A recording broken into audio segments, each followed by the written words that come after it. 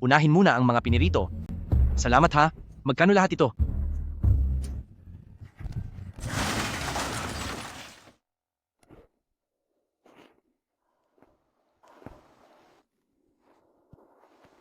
Teka, nasaan ako?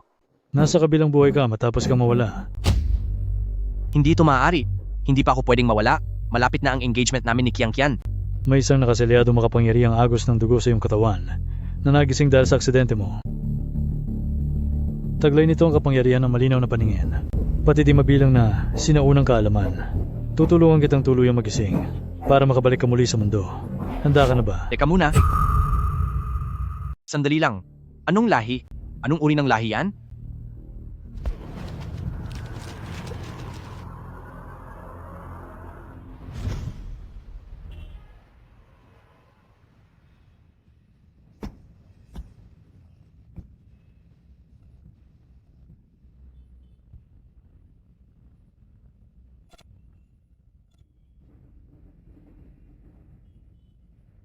Wow!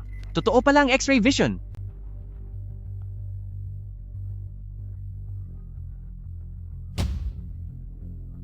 Bibigyan kita ng 10 milyon dolyar? Basta tulungan mo ako. Sobrang hindi ka panipaniwala yan.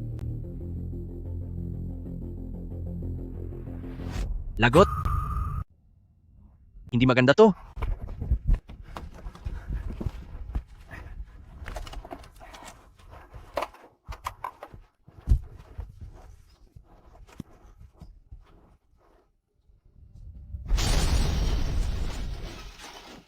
Mabuti na lang mabilis ako.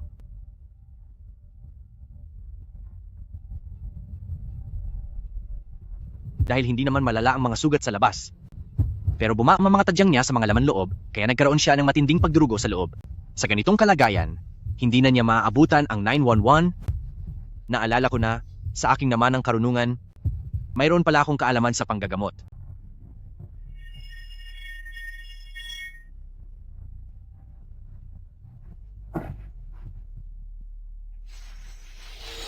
Una ay si Sanjong Point, pagkatapos ay si Wuyi Point, at si Shenfeng Point. Siyam na araw na sagradong karayom. Kontrolin ang agos ng buhay at kamatayan, at gamitin ang baraang siyam na siklo upang pahabain ang buhay.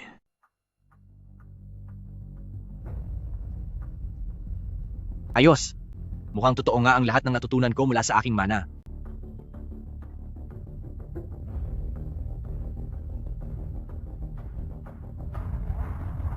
Banta ba ito sa buhay?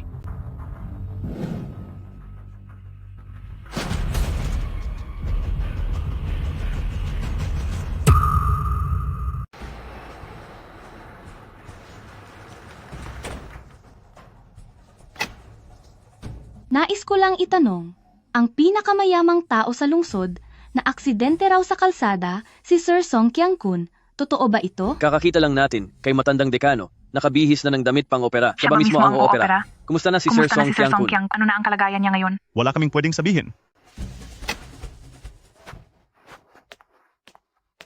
Direktor, kumusta na po ang kalagayan ng tatay ko? Sumama ka sa akin. Sige po.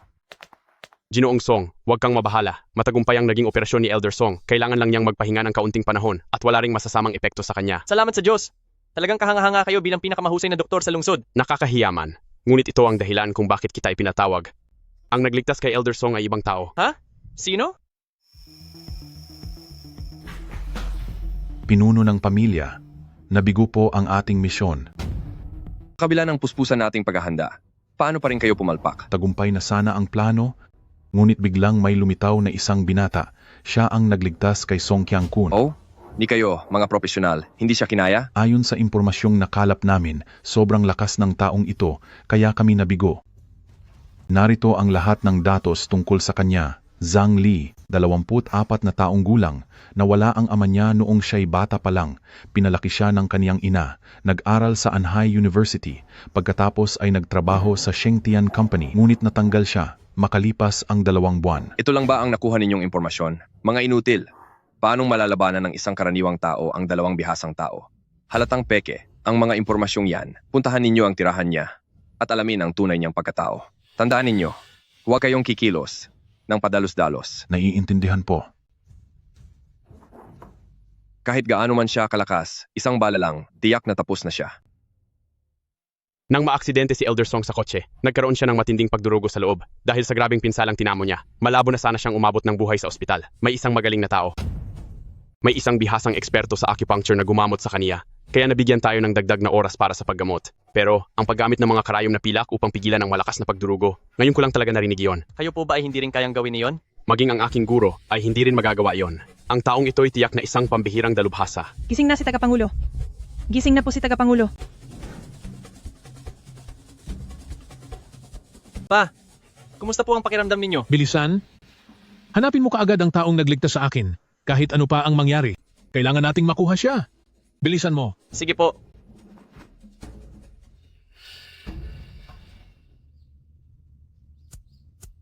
Kiang Tian, malapit na ang ikalawang anibersaryo natin. Sabihin mo lang sa akin kung anong regalo ang gusto mo. Wag na, Huwag kang mag-alala sa pera. Iba na ako ngayon, siguradong. maghiwalay na tayo. Anong sabi mo?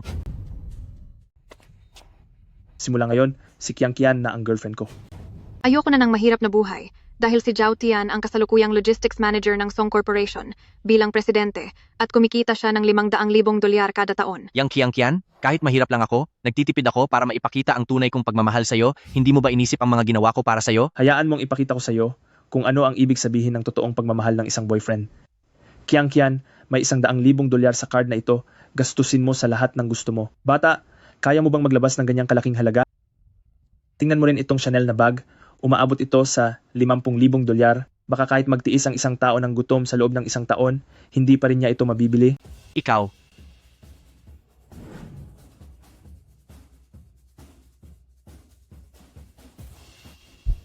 sigurado ka bang 50,000 yan? At hindi 500 lang? Anong sabi mo? Anong sabi mo?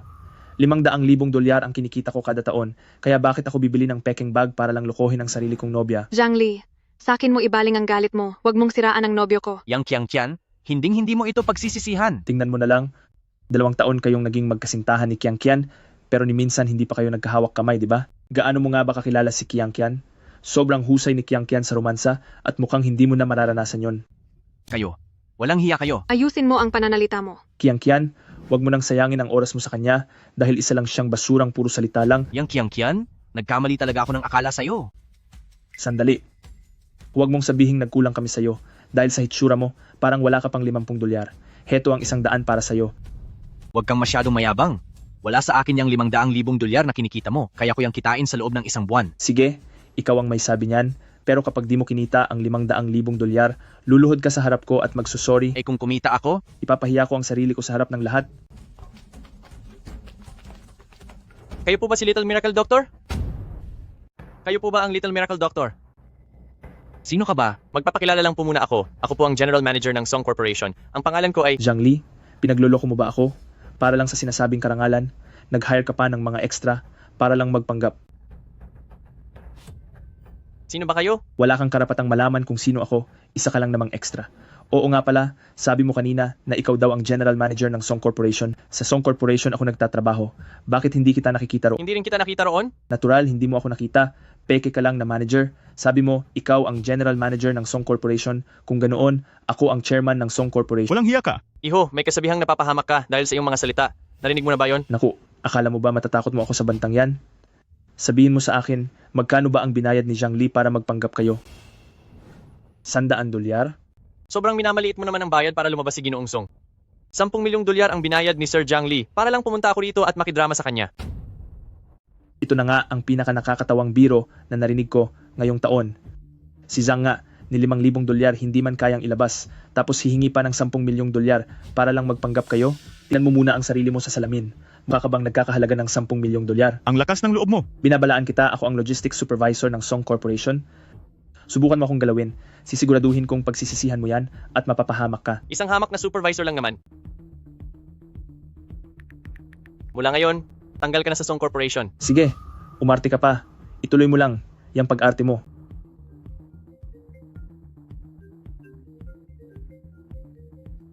Hello? Manager. Ano? Anong sabi mo? Ginoong Song, nagkamali ako. Ginoong Song, patawad po, pakiusap, patawarin niyo na po ako. Little Miracle Doctor, salamat po sa pagliligtas sa ama ko. Nandito ako ngayon para personal na magpasalamat sa inyo. Ama mo? Yung matandang lalaki sa aksidente kanina. Tama po kayo, narito ang checkeng 10 milyong dolyar. May kasama ring isang Supreme VIP card ng Song Corporation. Kailangan niyo po itong tanggapin. Sobrang laki ng halagang ito, hindi ko ito maaaring tanggapin. Halika na. Siguraduhin niyong kukunin niyo ito. Sobra naman ang halagang ito. Hindi ko ito matatanggap. Bakit? Akala mo ba na ang tatay ko ay hindi karapat-dapat sa halagang yan? Hindi po yan ang gusto kong sabihin. Kailangan niyo po itong tanggapin. Para mamulat ang mata ng mga mapangmata. Tama po kayo. May nagsabi pa nga kanina, kapag nakapag-uwi raw ako ng 500,000 dolyar sa loob ng isang buwan, kakain daw siya ng dumi ng live. Oo? Talaga bang may nangyaring ganon? Kuya Lee, ang bait-bait niyo po. Patawarin niyo po ako. Kailangan mo matutong tumanggap ng pagkatalo. Kung hindi mo talaga kaya, ako na ang tutulong sa'yo. Kuya Lee. Kuya Lee. Sige, kung sakaling kailangan mo ng tulong sa hinaharap, nakahanda ang pamilyang Song na maglingkod. Sa ngayon, mauna na muna kami. Zhang Li? Bakit? Manghihingi ka ba ng awa para kay Zhao Tian? Zhang Li, alam kong mahal mo pa rin ako.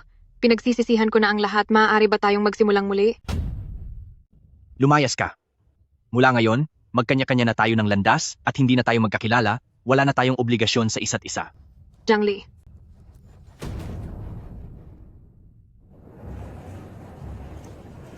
Ang pagsasanay ay nahahati sa yugto ng Juki, Ningxian, at Xiantian Realm. Bawat antas ay may maaga, gitna, at huling yugto. Kung gagamit ang mga halamang gamot, patuloy na lalakas ang iyong kapangyarihan. Kamakailan, ang aking lakas ay tumaas ng 10 ulit. Napakalakas ko na, kahit nasa panimulang yugto pa lang ako ng Juki, kung ipagpapatuloy ko pa ito, baka ako na ang magiging pinakamalakas sa buong mundo. Para lalo pang lumakas, kailangan ko ng mga halamang gamot. Pero gaano kaya katagal bago ko iyon matagpuan? Naalala ko, sa aking pangitain, natanaw ko ang agos ng espiritual na enerhiya.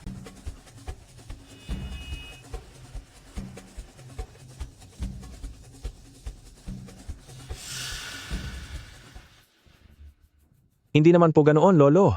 Para sa inyo pong dala, palagay ko, ang 20,000 dolyar ay sapat na at mataas na halaga na. Imposible. Hindi bababa sa 50 taon ang gulang ng ginseng na ito. 50 taon? Lolo, tinutokso niyo ba ako? Tingnan ninyo ang mga salitang katapatan sa likod. 1 siglo na ang botikang ito. Hindi kami nandadaya kaninuman dito. Sa mga kapitbahay dito, maaari kayong magtanong-tanong sa ginseng na ito. 20,000 dolyar lang. Iyan na ang pinakamataas kong mayaalok. Ito'y 100 taong ginseng ito. Old farmer, magbabayad ako ng 100,000 dolyar. Anong magsasaka? Magbabayad ako ng 100,000 dolyar. Bata, talagang nagpapaloko ka. Magsasaka, wag mo siyang pakinggan. Yang ginseng na hawak nyo ay tunay na pambihira. Talaga po ba? Totoo po. Ay nako, buti naman at may nakapansin sa halaga nito. Sandali lang po, pakiintay lang po. Itatransfer ko na agad ang pera sa inyo ngayon. Wag, cash ang gusto ko. Tungkol naman sa pag-transfer na yan, hindi ako nagtitiwala dyan. Hintayin nyo lang ako. Kukuha lang ako ng pera. Hintayin nyo po ako. Matanda, mukha lang siyang dukha. Nagkukunwari lang yan. Sandali, nasaan na? Yung matandang magsasaka kanina, Matagal na siyang umalis. umalis na siya noon pa? Nakakainis. Hoy, nasa likurang bahagi ka ng tindahan. Sinong nagbigay sa'yo ng pahintulot pumasok dito? Hoy, matanda, ibebenta mo sa akin ang ginseng na yan. Gusto mo man o hindi? Ibalik mo yan sa akin, para yan sa ikabubuhay ng asawa ko. Makikipaglaban ako sa'yo. Matanda ka, naghahanap ka talaga ng gulo. Ikaw na naman, ha? Ikaw na naman. Ayos lang sana kung mayabang lang ang tindahang to. Pero paano ninyo nagagawang ganitong kalupitan? Kunin mo to. Salamat. Maraming salamat. Huwag kang mag-alala. Hindi kanya kayang saktan habang nandito ako. Salamat. Maraming salamat. Tumayo ka. Kuya, dahan-dahan lang. Lumuhod ka. Humingi ka ng tawad. Ako. Pasensya na, patawad. Nakapanakit ka na. Tingin mo ba sapat na ang salitang sorry? Ano pa ba ang nais mong gawin ko? Bawat pagkakamali kailangang pagbayaran at bawat pananakit dapat tumbasan ng pera. Kung hindi ka magbabayad, matinding parusa ang aabutin mo. Magbabayad ako. Oo, magbabayad ako. Magbabayad po ako. Lolo, May natitira pa po akong 100,000 dolyar dito. Itong pera, pangbayad ko na sa binili kong ginseng. Kunin niyo na po ito at umalis na kayo. Iho, maraming salamat sa'yo. Lolo, wag po ganyan. Baka malasin ako niyan. Umalis na po kayo. Kung hindi, baka di ka na niya hayaang makaalis mamaya. Bilis. Bata, maniwala ka man o hindi, katapusan mo na. Anong klaseng laro to? Ganito ba kayo maglaro? Pati simpleng magsasaka? Niloloko nyo? Ang sama ng ugali nyo? Karapat-dapat kayong maparusahan ng husto? Hemp.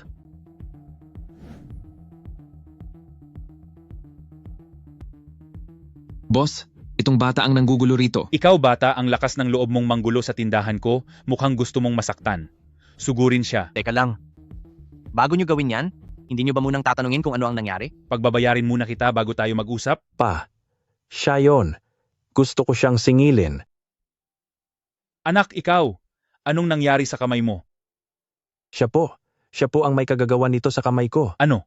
Hindi lang kamay ang ipababayad ko, sisiguraduhin kong mananagot ka. Halatang halata na, kayong mag-ama, mahilig mang api ng kapwa, hindi ba kayo takot sa karma? Karma, ikaw, taga-probinsya, di mo ba na itatanong na maging ang pinaka-prominenteng pamilyang Song sa lungsod ay suki rito? Ang tapusin ka ay mas madali pa kaysa pumatay ng langgam. Tay, wag mo nang sayangin ang laway mo sa kanya. Sa hitsura pa lang ng probinsyanong to. Mukhang di niya alam kung sino si pamilyang Song, di ba? Laolyo, anong nangyari at bakit ka ganyang kagalit?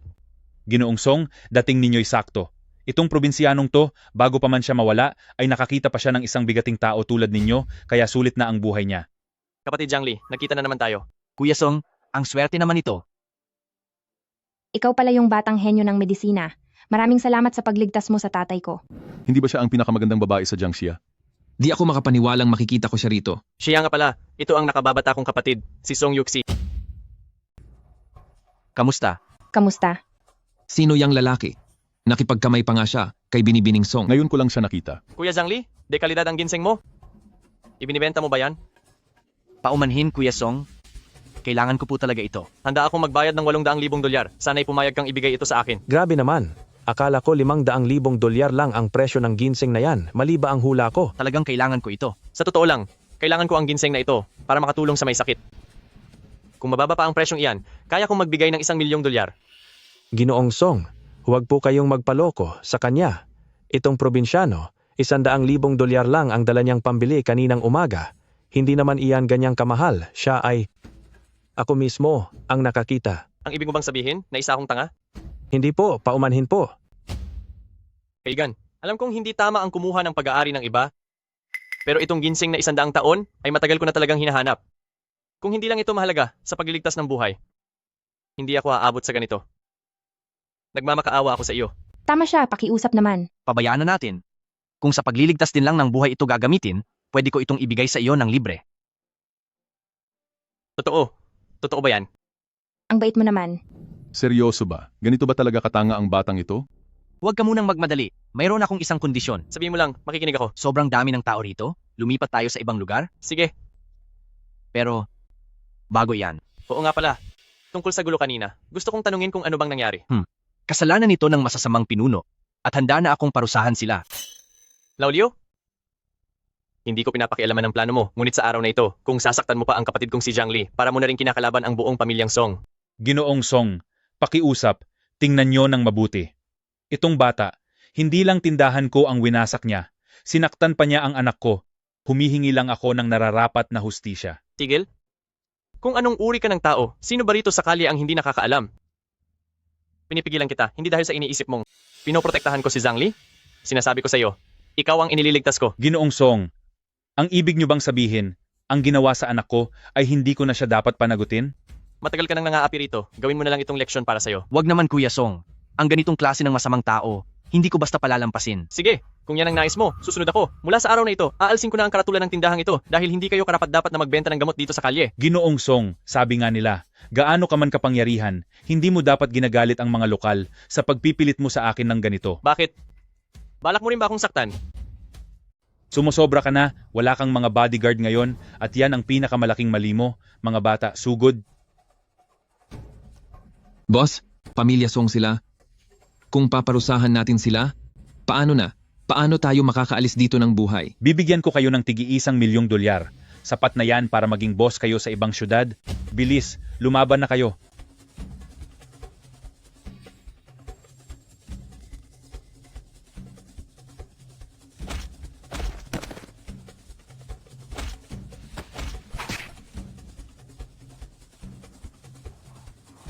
Sulong na.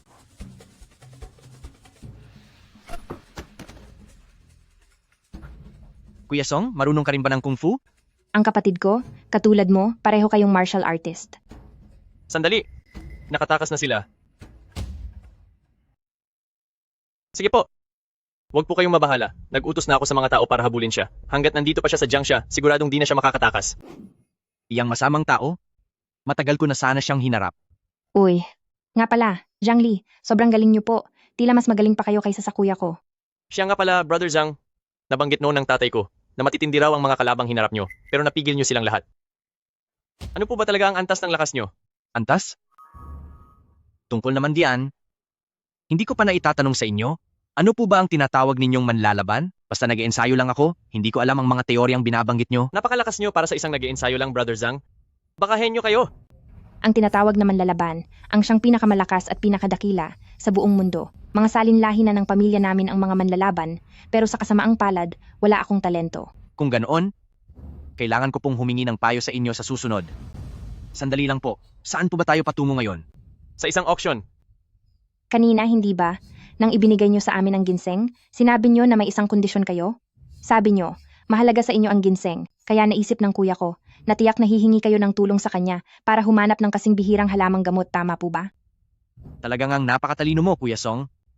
Pero hindi ba puro sinaunang gamit lang ang nasa auction? Madalang nga ang mga halamang gamot, pero napakaswerte mo dahil mayroon nito ngayon.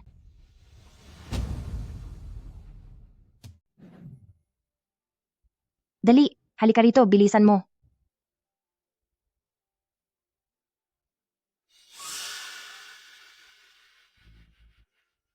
Narito na.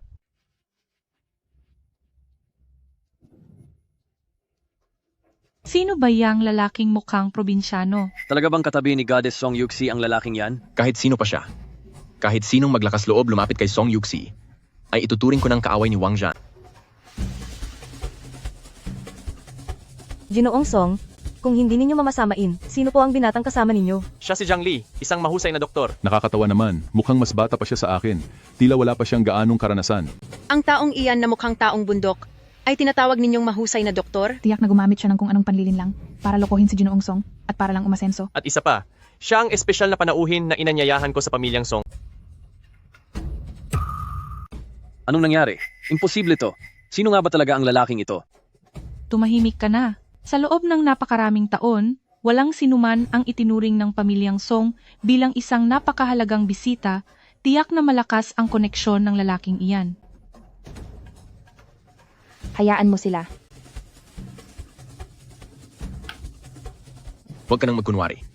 Alamin niyo ang pinagmulan niya. Tahimik muna ang lahat. Alam nyo na ang mga patakaran, kaya hindi na ako magpapaligoy-ligoy pa. Ipapakita na natin ang unang item. Ito'y isang Yuan Dynasty na blue and white porcelain vase. Ang panimulang presyo ay 10 milyong dolyar at bawat bid ay hindi bababa sa 5 milyong dolyar. Mukhang isa lang talaga siyang karaniwang hampas lupa.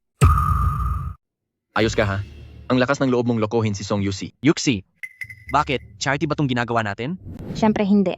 Sa auction na to, 20% lang ng kabuuang halaga ang kukunin nila para sa kawang gawa. Kita lang ang habol ng mga negosyante. Kung malulugi lang naman sila, sigurado akong walang gagawa ng ganong kahibangan. Isang lugar na puno ng taong habol lang ay kasikatan, kaya hindi na nakapagtataka kung bakit ang dami ng mga mayayabang at mayayaman dito. Sige po, tapos na muna tayo sa subasta ng mga antigo. Sa lahat ng nandito ngayon, alam kong batid ninyong lahat. Natiyak na mayroon tayong natatanging bahagi sa subasta ngayon, at iyon ay ang bihirang mga halamang gamot. Ang dekalidad na mga halamang gamot po ay nakakatulong humaba ang buhay, lalo na para sa mga may karamdaman. Ito ang paraan upang madagdagan ang kanilang lakas. Kaya para sa araw na ito, ang ating mansyon ay naghanda ng 3 piraso ng mga halamang gamot na mahigit 100 taon na. Pakitingnan niyo po. Ito ay, Ang unang ginseng, nagsisimula sa 10 milyong dolyar ang presyo at tataas ito kada 5 milyong dolyar. Ha? Ang taas naman ng panimulang presyo. May magpapaloko kaya sa presyong yan? talagang tuso sa negosyo. Ano na po?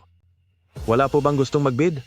10 milyong dolyar, taas ng 5. Anong nangyari?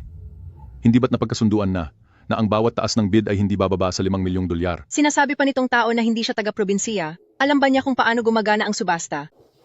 Bata, kung maglalagay ka ng presyo, dapat ay 15 milyong dolyar iyon. Kuya, kailangan niyo pong maunawaan kaming mga kabataan na kapos sa buhay. Kaunti lang po ang pera ko, kaya 500 lang ang maidadagdag ko. Iyan ang patakaran.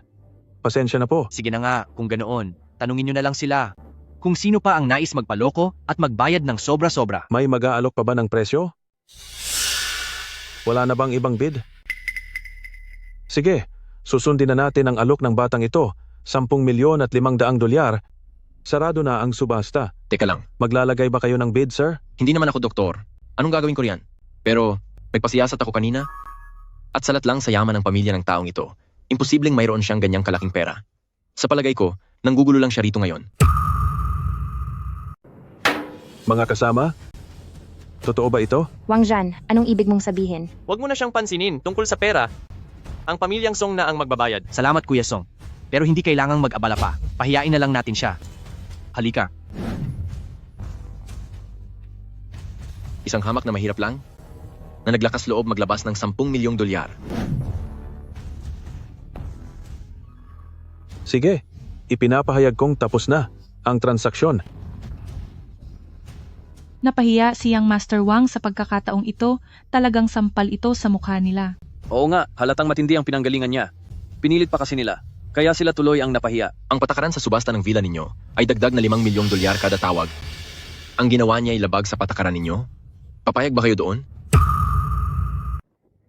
Ginoong Wang, hindi mo ba narinig ang kasabihang iyon? Ang huling pasya ay nasa may-ari ng negosyo. Kung gusto mo talagang maangkin ang halamang gamot na ito, maaari mo itong bilhin sa mas mataas na halaga. Yoxi, sino ba ang young Master Wang na yan? Wala naman akong ginagawang masama sa kanya, tama? Ang pamilya Wang at ang pamilyang Song ay magkapantay na kasosyo sa negosyo. Pero si Wang Zhan ay nakakainis. Palagi siyang nakabuntot sa akin. Siguro dahil Naintindihan ko na. Gusto ka niya, at dahil nakita niya tayong magkasama, iniisip niya, sigurong karibal niya ako sa pag-ibig? wag mo akong biruin ng ganyan. Hindi mo alam kung ilang babae na ang inabuso at pinahamak ng Wang Zhan na yan. Nandidiri ako tuwing nababanggit ang masamang lalaking yan. Ipagpatuloy na natin ang subasta. Ang ikalawang item, ginto gaya rin ng kanina. 15 milyong dolyar. Mukhang nawawala na sa sarili si Young Master Wang. Magiging kapanapanabik ito.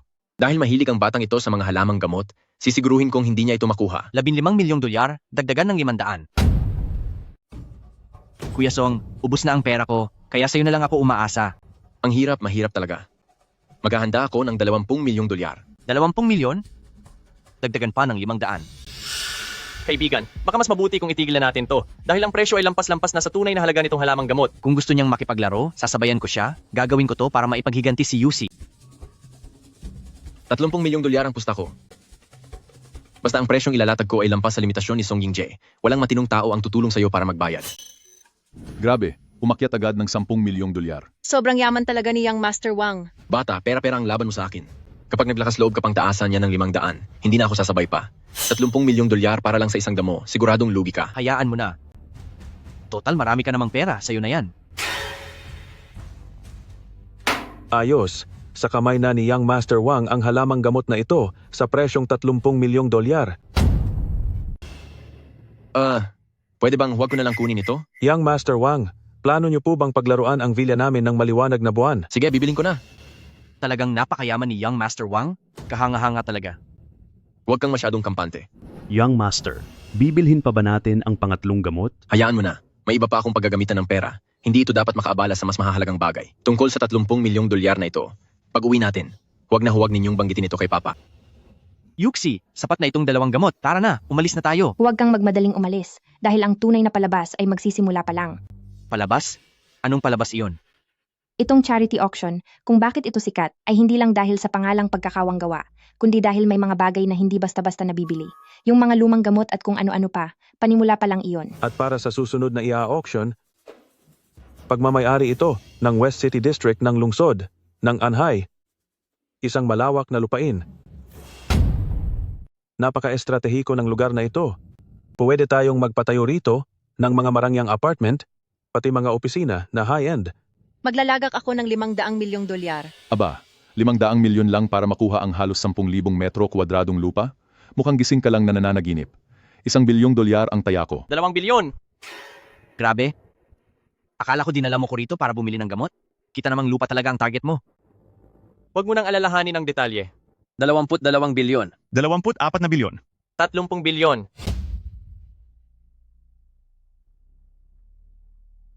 Ito na ba ang mundo ng mga ubod ng yaman?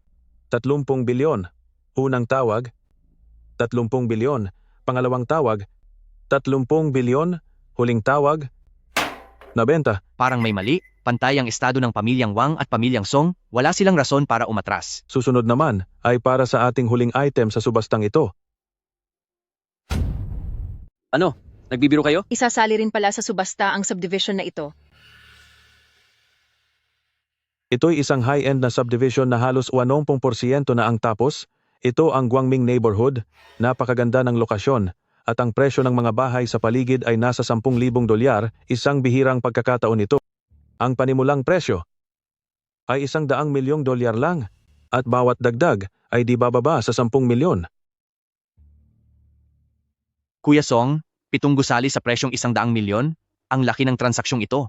Bakit? Wala bang nais tumaya? Kahit hindi mo gawing 100 milyon, kahit ipamigay mo pa yan, hindi ko yan tatanggapin. Bakit? Ang Guangming Neighborhood ay hindi tulad ng magandang tunog ng pangalan nito. Isinumpang lugar ito. Tiyak na mamalasin ang bibili nito. Paya ako ng 110 milyong dolyar. Seryoso ba siya? Isinumpang lugar yan. Kahit makuha mo man yan ngayon, sa palagay ko'y wala ring bibili sa lugar na iyan. Lugi ka lang dyan. 120 milyon.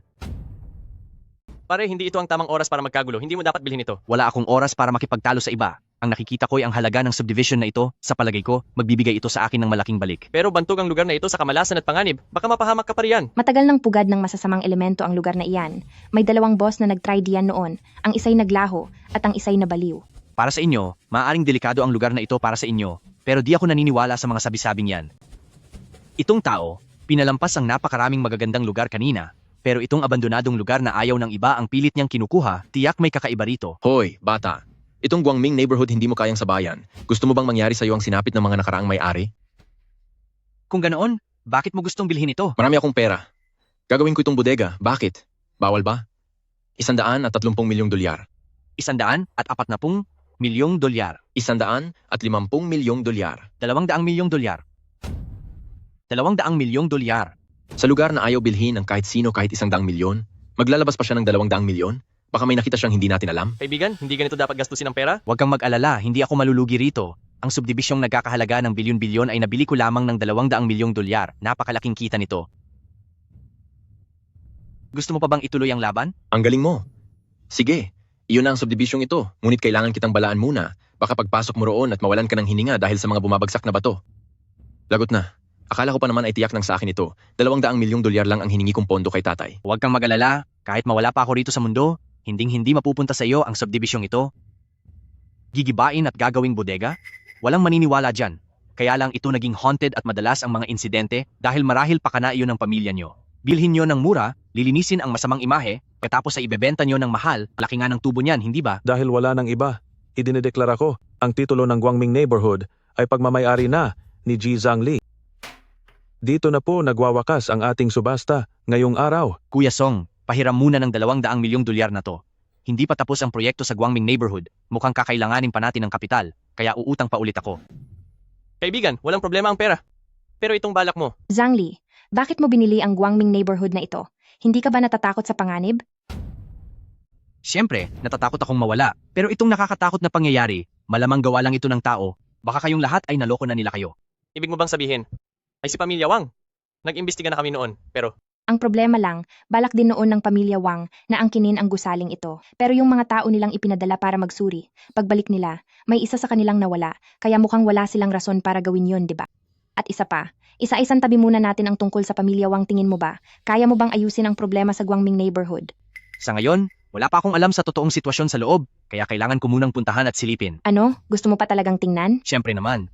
Kung hindi ako pupunta, paano ko malalaman kung ano talaga ang nangyayari doon? Hoy, bata, mukhang nagpasikat ka ngayong araw ha. Ang galing mo ha. Wala kang pakialam. Wang Jian, ano bang binabalak mo? Bilang isang totoong lalaki, anong uri ng husay ang magtago sa likod ng isang babae? Kung may husay ka rin, edi dito ka rin magtago. Hayop ka. Brother Wang, ngayon lang nagtatanggol ng tawa ang kapatid ko. Ito pa lang ang unang beses. Kuya, ano bang sinasabi mo? Yuxi, binili ng taong to ang Guangming neighborhood. Sa palagay ko, baka di na siya magtagal. Pinapayuhan kitang umiwas sa kanya. Kung hindi, baka ikaw din ang maparusahan. Ang mga desisyon ko ay huwag mo nang pakialaman. Mas mabuti pang isipin mo ang sarili mo. 30 milyong dolyar ang ibinayad mo para lang sa isang gamot. Mag-ingat ka, baka pagbayarin ka ng tatay mo pag-uwi. Bata, anong ginawa mo kay Yuxi kaya napasunod mo siya? Ano bang sinasabi mo? Malinis ang samahan namin ni Zhang Li. At ikaw, huwag mo siyang basta tawagin na parang sino ka. Sige Zhang Li, magpakatapat na tayo. Kung tunay kang matapang, pumusta ka sa akin. Sige, ipupusta natin ang titulo ng Guangming neighborhood. Eksakto. Ano ang ipupusta mo? Itong gamot nakakakuha ko lang. Alam mo, ayos naman ang suot mo. Pero may tama yata ang utak mo. Pero mukha namang wala kang pambili ng pagpapagamot. Oo nga pala, may kilala akong ilang espesyalista sa mental hospital. Kung gusto mo, maaari kitang ilakad ng libo. Walang hiya. Ang kapal ng mukha mong laitin ang Zhang ko. Ano ba ang gusto mong mangyari? Madali lang, 200 milyong dolyar na cash, kasama pa yung gamot na yan. Biro mo lang yan. Ikaw ang unang nambiro sa akin. Kung tataya ka, tumaya ka na ngayon. Pero kung hindi, umalis ka na, halika na. Oo, sige, tataya ako. Pero ako ang magtatakda ng paraan ng pusta at kailangan nating tawagin si Yuxi bilang saksi. Walang problema. Zhang Li, di pa rin natin alam kung ano talaga ang binabalak niya. Huwag kang mag-alala. Nandito naman ang kuya mo, di ba? Tiyakin mong hindi mo ito pagsisisihan.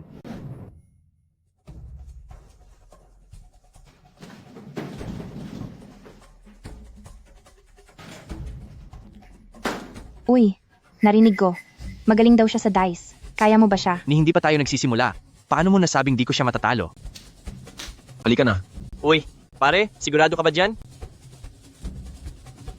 Handa na. Anong laro? Pustahan tayo kung malaki o maliit ang lalabas. Unahan sa 2 panalo sa 3 round. Dahil ako ang nag-alok ng pusta, ako ang mauunang mag-alog ng dice sa unang round, at ikaw ang huhula. Ayos ba yon? Sige na, bilisan mo. Oo, pakinggan mong mabuti.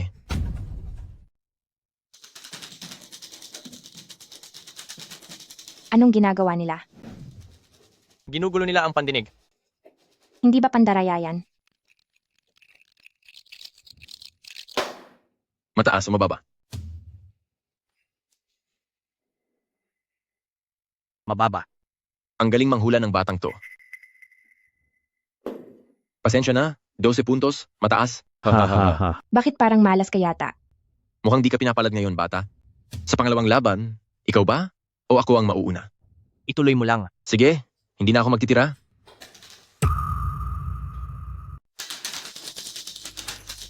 Malaki.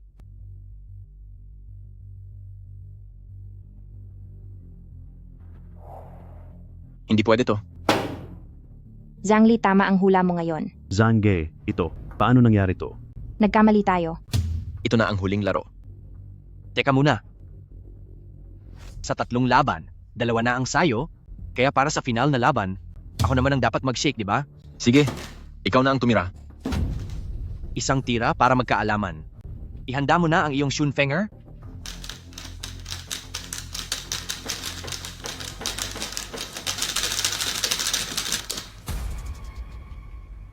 Hulaan mo, malaki o maliit? Maliit. Tingnan mong mabuti. Anong kalokohan to? Zhang Ge, baka patibong lang to? Patibong man o wala, buksan nyo para malaman. Wala akong pakialam sa mga plano mo. Sa buong lugar na to, wala pang nakakatalo sa akin sa pagdadise. Bata, siguradong talo ka na. Zhang Ge, anong nangyayari? Imposible. Kayo lahat, salamat sa ambag nyo. Narito ang bank card ko. Ikaw, ang husay mo. Paano mo yun nagawa? Ang galing! Mandaraya ang batang ito. Hindi to pwedeng ituring na panalo. Bogus ang laban na to, ulitin natin. Sige, ipapakita ko sa inyong lahat ang wakas nyo ngayon. Waiter, magdala ka pa ng isa pang set ng dais. Kung hindi mo pa rin mahulaan ng tama, sumunod ka na lang at tanggapin ang pagkatalo. Kayong mga mandaraya, okay lang kapag kayo ang nananalo. Pero kapag iba ang nanalo, bawal na. Sa tingin ko, wala nang saysay pang ipagpatuloy ang laban. Zhang Li, hindi mo na sila dapat pinagbibigyan. Huwag kang mag-alala, iiyak din sila mamaya.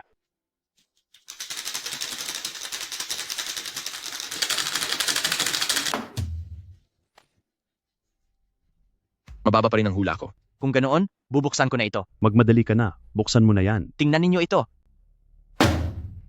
Panalo, panalo. Hindi pwede to. Mandaraya ka. May pruweba ka ba? Pwede ko ring sabihing ikaw ang nandaya noong una. Zhangge, huwag mo na siyang kausapin. Tapusin na natin siya ngayon din. Ang lakas ng loob mo. Ngayon. Sa harap mismo ni Yusi. Tuturuan kita ng leksyon. Tigil? Ano? Ayaw niyo bang tanggapin na talo kayo? Song Yingjae. Alam kong martial artist ka, pero ano ngayon? Si Zhang Li lang ang pakay namin. Pero kapag nakialam ka, magkakagulo ang mga pamilya natin. Gusto mo ba talagang lumala pa ang sitwasyon? Maniwala ka sa akin, wala akong intensyon na makialam dito. Pinapayuhan lang kita na pag-isipang mabuti. Mag-isip ng mabuti daw? Sugurin siya. Hoy bata, sabihin mo, gusto mo bang mabalian ng kamay o paa? Ganyan din. Yan din ang gusto kong itanong sa'yo. Walang hiya ka, humanda ka. Zhangge, tulungan mo ako. Zhangge, tulungan mo ako. Zhangge, tulungan mo ako. Wisit, sige na. Parusahan niyo siya ng todo.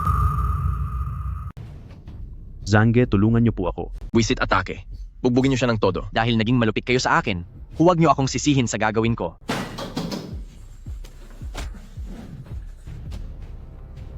Zhang Li, mukhang minaliit ka namin. Ngayon, ako, isang black belt na may 5 dan, ang lalaban sa iyo. Zhangge, tapusin mo siya. Loko ka. Akala mo ba sobrang galing mo na? Paluluhurin kita sa harap ko.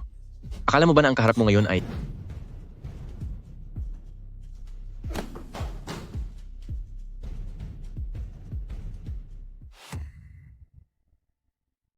Ang daldal mo. Ibibigay mo ba ang pera o hindi? Bitawan mo ako.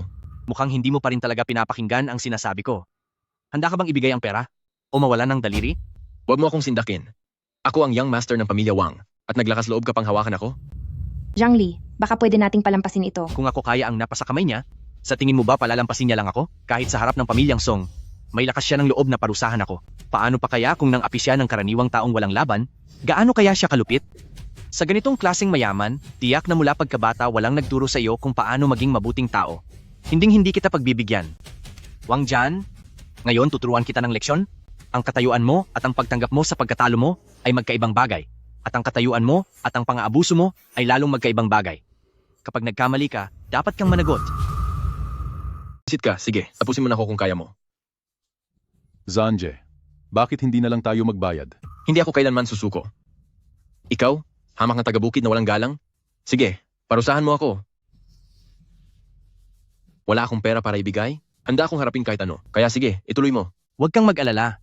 Mabuting mamamayan naman ako. Bakit ko naman gagawin yon? Pero alam ko, may paraan. Para pagsisihan mo ang buhay mo. Halimbawa, gagawin kitang inutil. Demonyo ka. Tama ka? Ang katulad kong ito ay madaling maubusan ng pasensya, kaya ito na ang huli kong tanong. Ang pera, ibibigay mo na ba o hindi po? Ako.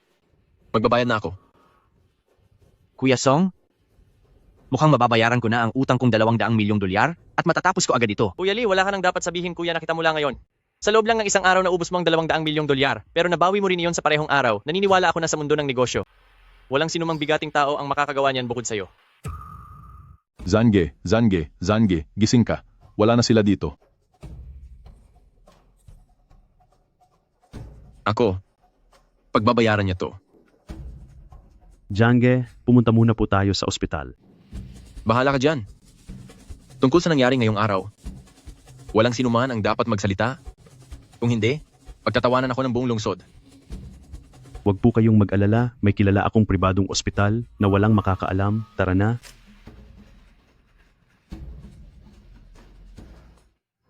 Zhang Li, dahil sa ginawa mo ngayon, Posibleng marami kang naging kaaway ng mga makapangyarihang tao. Tama ka. Kahit pa itong si Wang Jan ay karapat-dapat lang sa sinapit niya. Pero ang kalagayan mo pagkatapos nito. Hay, kahit maging kalaban ko pa sila, wala na akong pakialam. Kung magkaroon ka ng anumang problema, kailangan mo agad akong kontakin para sa pamilyang Song. Mabuti kang kaibigan. Ito ang ginseng na ipinangako ko sa inyo. Sa pagkakataong ito, dahil sa tulong mo at ni Wang Zan, nakakuha ako ng ganito kamahalagang gamot. Hindi. Ako ang dapat magpasalamat sa iyo. Ang karamdaman ni Lolo, may pag-asa na uli. Para sa gagamit, ang lolo nyo sa pamilyang Song? Oo. Si Lolo namin may misteryosong sakit na hanggang ngayon hindi pa rin gumagaling at hindi na ito lihim. Pero itong ginseng na ito, pampahaba lang ng buhay, hindi nito kayang ganap na pagalingin ang sakit. Wala kaming magawa. Kinuha na namin ang pinakamagagaling na mga doktor sa buong lungsod. Kaya pampahaba buhay na lang itong ginseng. Baka, kaya ko siyang pagalingin. Talaga?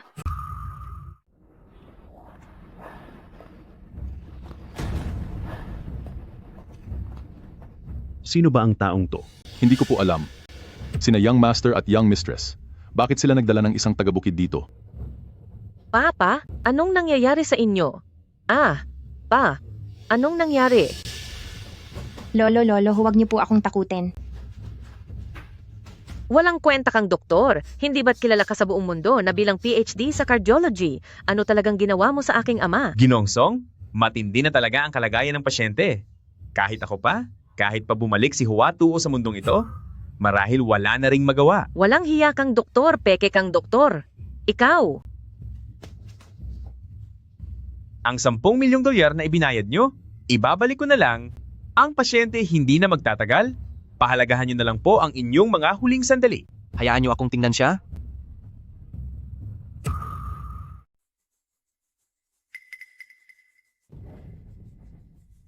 Sa totoo lang, mayroon pang pag-asa. Saan ba nanggaling ang bastos na batang ito? May karapatan ka bang magsalita rito? Hindi pa tuluyang nawawala ang pasyente, kaya para magbigay ng conclusion ngayon, sa palagay ko'y napakaaga pa. Sino ba ang taong iyan? Tiyay, siya ang nagligtas kay ama noon, ang batang magaling na manggagamot. Sa hitsura ng kasuotan niya, baka isa lang siyang manloloko? Nakakatawa naman. Ang taong halos wala na, wala nang makapagliligtas. Ano ang batayan mo para sabihing wala na siya? Siyempre, batay sa aking husay sa medisina at lawak ng karanasan. Husay sa medisina raw? Baka naman sa Mongolian Navy o sa medical school ka lang nagtapos? Sa Mongolian Navy? Sasabihin ko na sa iyo ngayon, kapag nailigtas mo ang matanda, lolo ang itatawag ko sa iyo.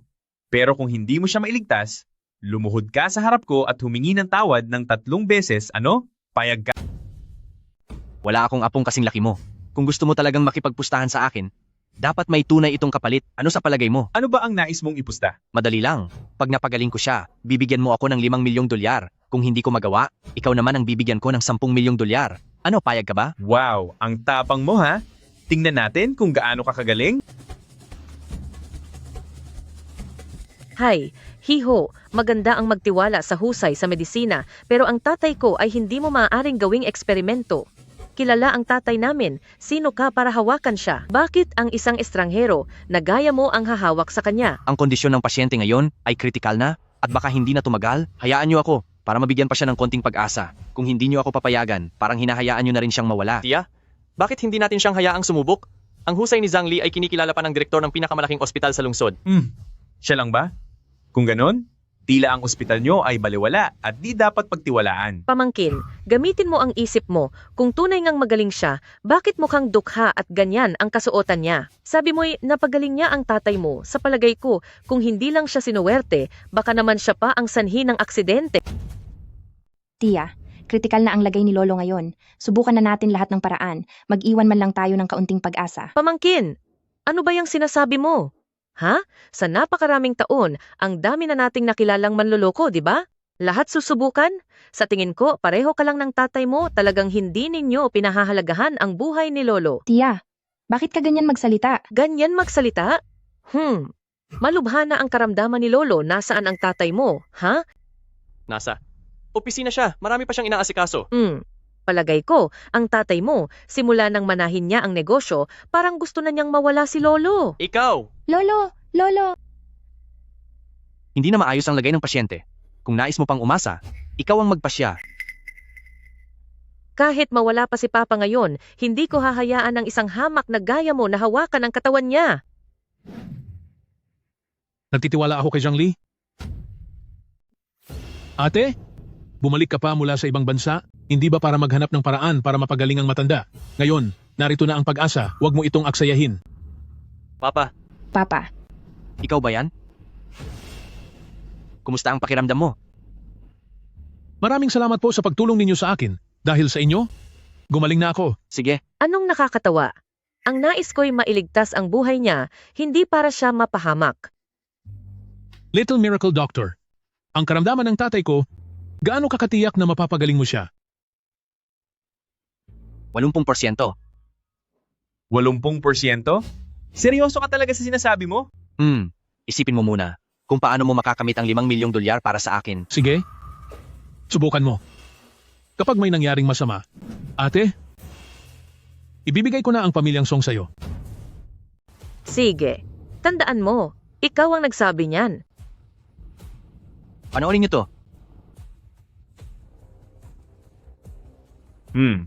Akala ko pa naman kung sinong mahalagang tao ang narito.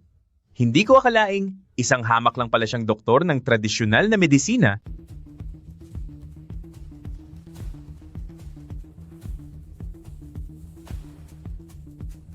Ang kasong ito'y dulot ng panghihina ng lahat ng organo na nagpalugmok sa kanyang katawan. Kahit pa ako, isang kilalang doktor sa buong mundo, ay walang magawa. Tapos ikaw, isang hamak na doktor ng tradisyonal na medisina, ay magmamarunong pa rito. Napakakatawa. Kung hindi kakayanin ng modernong medisina, hindi ibig sabihin na hindi rin kaya ng tradisyonal na gamutan.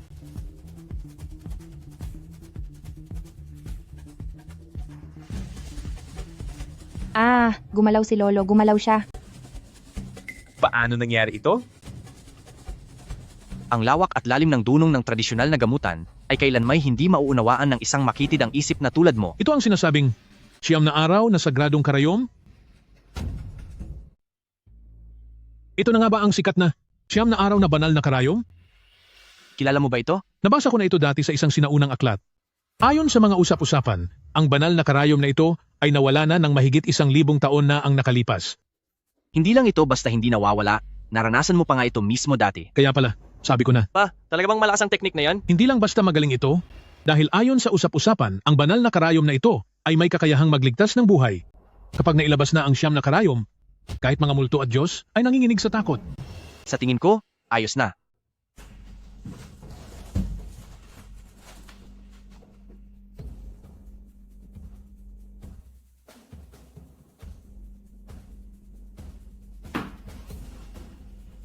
Sige, wala ka nang aalalahanin. Anong kabaliwan yan?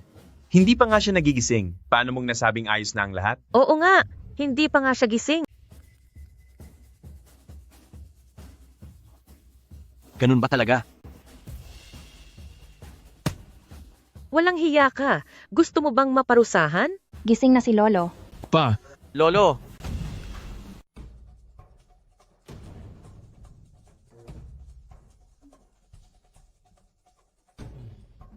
Huwag niyo siyang sisihin. Kanina, tila may bumabara sa dibdib ko. Kung hindi sa ginawa niya, baka tuluyan na akong mawalan ng hininga. Pa, kumusta na po ang pakiramdam nyo? Ngayon, pakiramdam ko ay sobrang gaan, hindi ko pa ito naranasan dati. pa, mahigit 1 taon na po kayong nakahiga riyan. Ang tagal ko nang nakaratay, pakiramdam ko'y naninigas na ang mga buto ko. Little Miracle Doctor, talagang magaling kang manggagamot. Lolo, sa wakas, maayos na po kayo. Ang saya-saya ko po. Mabait na bata. Pinag-alala ko kayo. Hindi! Imposible! Klaro nang wala na siyang pag-asa, paano sa ilang turok lang ng karayom, biglang gumaling siya? May tao bang ayaw tanggapin ang pagkatalo rito? Nagbibiro ka ba? Baka huling bugso na lang ng lakas niya yan? Hindi pa sigurado kung sino ang talo. Kailangang masuri ang matanda sa pamamagitan ng kumpletong body check-up. Ano pa ba ang dapat tingnan? Kilala ko ang katawan ko, kaya hindi ko na kailangang magpa-check up. Pa, sa tingin ko, may punto siya. Nandyan naman ang mga kagamitan para sa check-up, kaya magpasuri na po kayo. Lolo, magpasuri na po kayo, pakiusap. Sige na. Susundin ko ang apo ko. Halika rito, Lolo, maupo po kayo.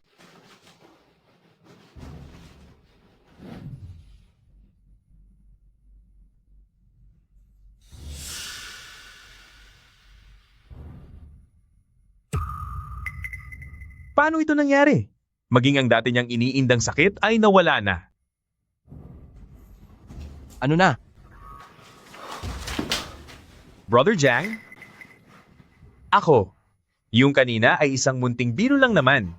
Tama, biro lang iyon. Sa totoo lang, nagbibiro lang ako sa mga taong malapit sa akin. Sa tingin mo, magkakilala tayo? Ginoong Doktor, dapat marunong kang tumupad sa usapan. Narinig ng lahat ang pustahan kanina.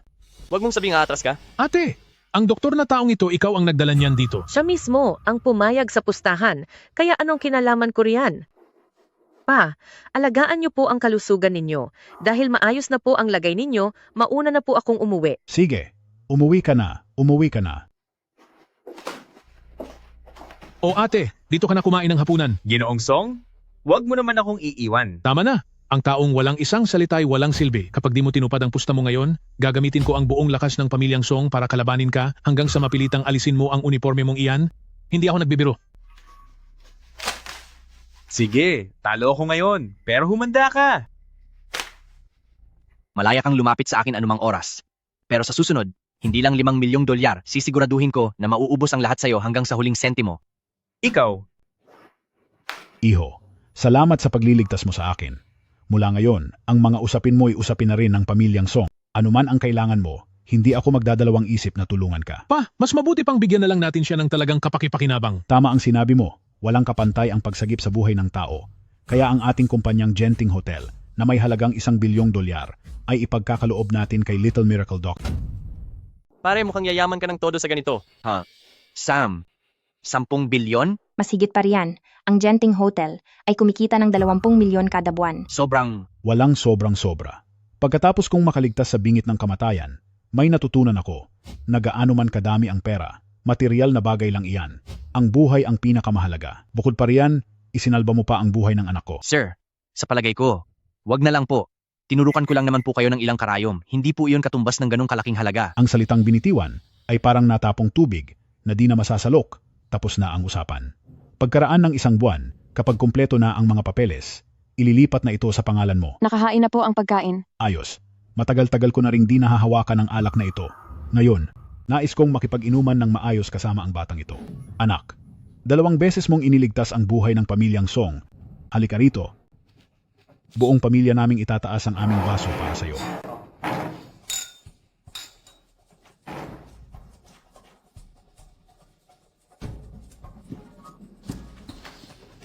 Sa palagay ko, ang nangyari sa inyong dalawa, posibleng iisang problema lamang. Ano ang ibig mong sabihin? May kailangan po akong sabihin sa inyo. Matagal ko nang pinagtatakahan. Bilang isang batikang mandirigma, dapat malakas ang iyong pangangatawan. Ngunit bakit kayo tinatamaan ng ganitong uri ng kakaibang karamdaman? Pagkatapos ko kayong gamutin, doon ko napagtanto na sa loob ng inyong katawan ay may nananalaytay na lason. Nagpapalason po sa inyo. May ganyan bang nangyari? Opo. Uncle Song, naaalala mo pa ba noong inatake tayo? Bago ako mawalan ng malay ng araw na yon, nakita kitang hinarang mo ang masamang tao para sa akin. At pagkatapos niyon, ay wala na akong maalala. Nang araw na yon, Sino itong batang nangahas makialam? kayong dalawa, kayo ba'y masasamang tauhan gaya sa mga nobela? Sinasabi ko sa inyo, labag sa batas ang manakit ng kapwa. Kayo, Tapusin niyo na silang dalawa. tokwa ba ang mga kamay nyo? Ang lakas ng loob mo.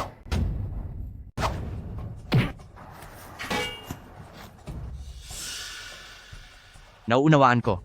Hindi dahil mahina kayo, kundi dahil sadyang napakalakas ko. Ito ang lakas ng pamanang taglay ko. Grabe, baliw ang batang ito. Umalis na tayo. Iyan ang buong pangyayari noong araw na iyon. Ganoon pala talaga ang nangyari. Akala ko simpleng paghihiganti lang ito. Ngunit batay sa kwento mo, ang nagtangkang pumatay sa akin at ang naglason sa aking ama, iisa lang pala ang grupo. Ang pamilyang Song ay makapangyarihan, matagal na kayo sa mundo ng negosyo, kaya natural lang na marami kayong kalaban. Pero, batay sa galing ng 2 taong iyon, sigurado ako na sila mismo ang mga bihasang mandirigmang tinutukoy ninyo. Kung talagang ang kakaunti lamang ang mga mandirigmang ito, at nakapagpadala pa sila ng 2 ng minsanan, paano mo masasabi na karaniwang paghihiganti lang ito? Anong uri kaya ng kalaban ang sasagupa sa inyo? Sa buong Jiangxia, kapag pinagsama-sama mo ang lahat ng mandirigma, mabibilang pa rin sila sa daliri. Kaya upang imbestigahan ang pangyayaring ito, hindi talaga ito mahirap. Hindi lang basta madali, sobrang dali pa nga nito. Sa liwanag ng araw, ang mga grupong kayang sumabay sa pamilyang Song, ilan na lang ba ang natitira? Iisang pamilya na lang. Ngunit paano niya iyon magagawa? Mukhang si Lolo, may hinala na kung sino ang may pakana nito. Pamilya Wang. Ang pamilyang Wang? Ibig bang sabihin nito'y, Oo, iyan ang pamilyang Wang Zhan na pinarusahan mo. hindi ba kayo magkakasosyo sa negosyo? Hay!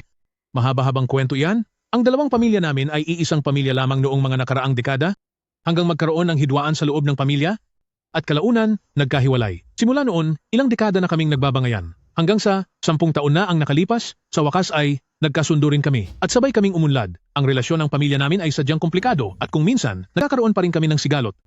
Sa kabutihang palad, walang gumagambala sa balanse para magsimula ng gulo. Grabe, parang nagsalubong lahat ng problema.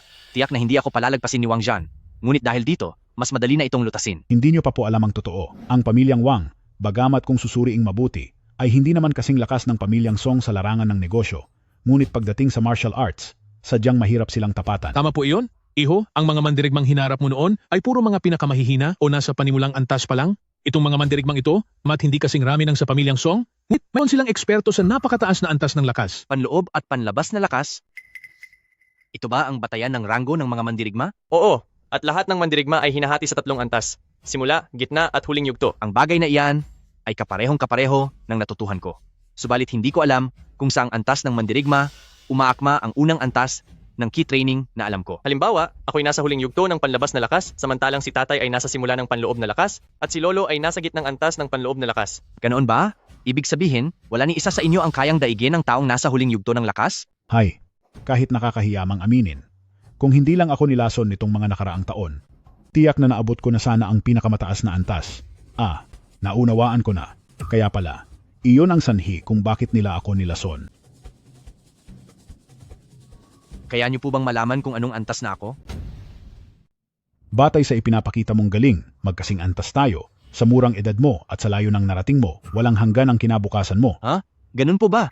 Plano ko sana? Naharapin sila ng direkta? Huwag kang pabigla-bigla. Sa ngayon, hinala pa lang ito. Wala pa tayong solidong ebidensya. Kapag magsimula ang laban, kahit pareho kayo ng antas, isang pagkakamali lang, sobrang laki na ng magiging agwat niyon. Ang isang dalubhasa sa kapangyarihan, kahit mag-isa lang siya, kaya niya tayong lahat parusahan.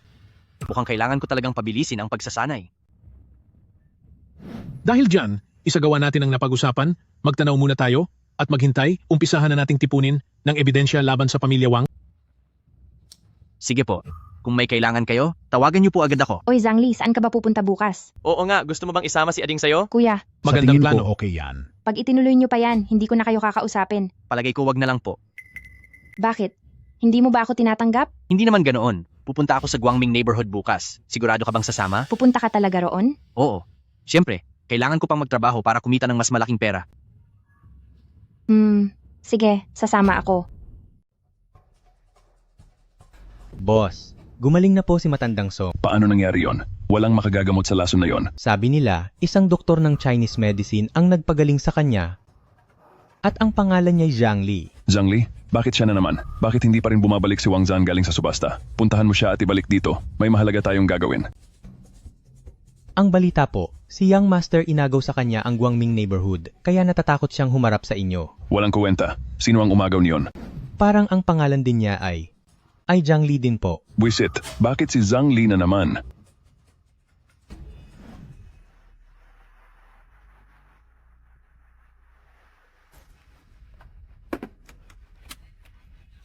Hoy, ano ba ang tinititigan mo?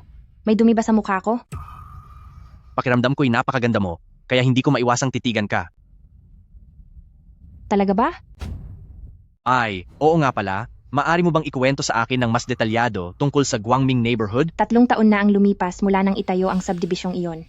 Sa simula, normal ang lahat at mabilis na ubos ang mga bahay. Pagsapit ng 2 taon, nasimulang maputol ang mga lubid at mayroon pang ilang trabahador na bilang nahulog at tuluyang nawala. Pagkatapos niyon, pati mga bumibisita roon ay tinatamaan pa ng mga nahuhulog na brick at 2 na namang buhay ang nawala. Malaking gulo ang idinulot nito, kaya kumalat ang mga sabi-sabi na nakakakita raw ng ligaw na espiritu ang mga trabahador sa site. Sabi nila, tuwing gabi, may kung anong mga aninong nakalilibot doon, kaya natatakot ang mga tao at umaalis. Hindi ba kumikilos ang boss ng subdibisyong iyan? Kumikilos naman, pero ano pa nga ba ang magagawa niya? Ayaw nang pumasok ng mga trabahador. Mga nakabili na'y gusto nang bawiin ang pera nila at sabay-sabay namang naniningil ang mga supplier. Dahil dito, naubusan tuloy ng pondo ang developer at sa huli nagpa siya na lang maglaho. Grabe! Tapos, ang subdibisyong ito ay napunta sa ibang negosyante. Itong negosyante, pagpasok niya, ay gumastos ng malaki para kumuha ng isang kilalang monghe upang magbasbas. Habang isinasagawa ang ritual, biglang nabaliw ang monghe. Makipas ang ilang panahon, pati yung negosyante ay nabaliw din. Ganoon ba talaga kasama ang malas? Kaya ang subdibisyong yan ay mahigit 1 taon nang nakatigil. Wala nang gustong humawak at wala ring trabahador na nais mag-ayos doon. Isang malaking problemang walang gustong solusyonan. Kaya, hindi ka pa rin natatakot? Hay naku, kung ganyan ka kaduwag, paano tayo uunlad yan?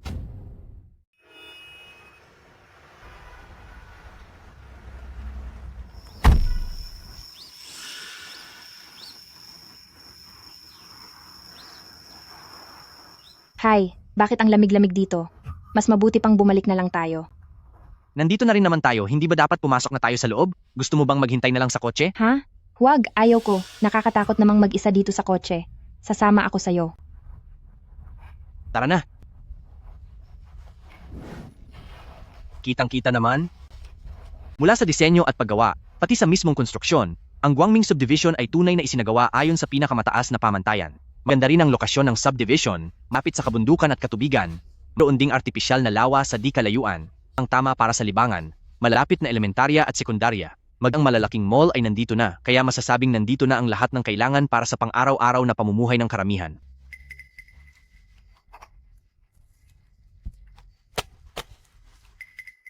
Sayang lang at tila napabayaan ang napakagandang lugar na ito. Hala, hindi mo ba ramdam na lalo pang lumalamig? Yin Gathering Array, hindi ko inakalang may marunong pa rin gumawa ng formation sa panahon ngayon. Sa sentro ng formation, dapat may 4 kawili-wili ito. Sige, tuloy na tayo.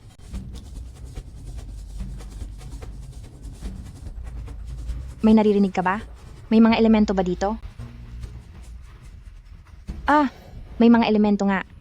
Elemento. Kung may mga elemento nga, titingnan ko para makasiguro tayo.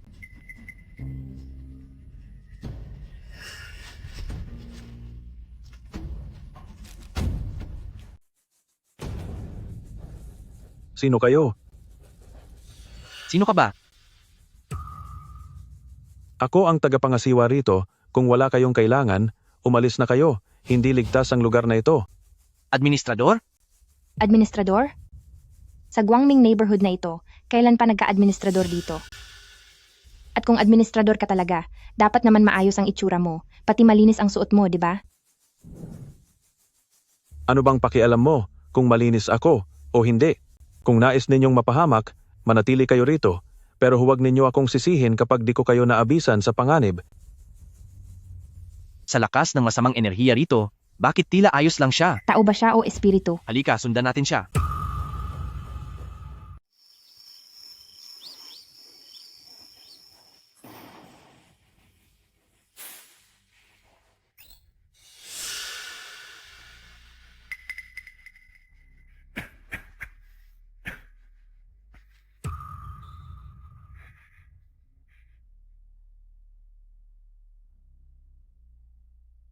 Itanong mo na ang nais mong itanong dahil kulang ang pasensya ko.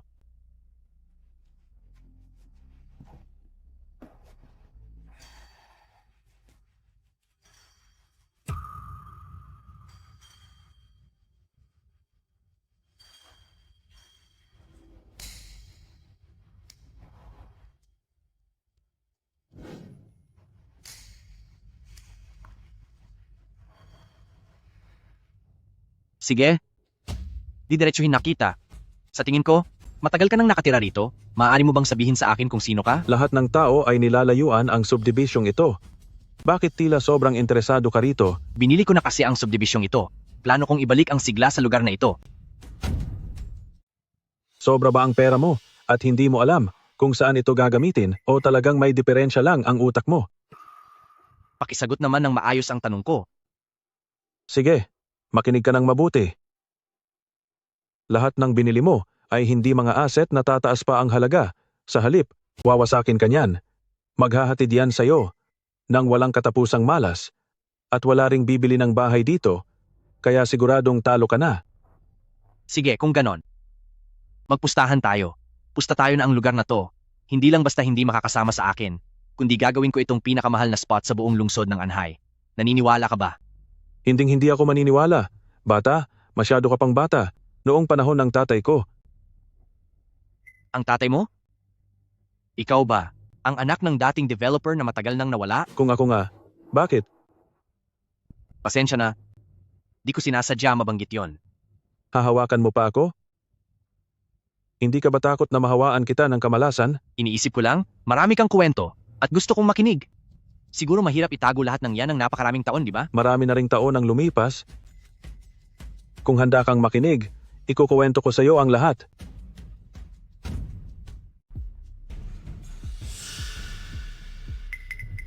Zhang Li. Narito lang ako. Sandali, hindi. Anong ginagawa ninyong dalawa dito? Ang tagal nyo nang nagbubulungan dyan. Yuxi, bakit ka pumasok? Hindi ba sinabi kong hintayin mo lang ako? Kinakabahan kasi akong mag-isa sa labas. Napansin kong hindi pa kayo lumalabas.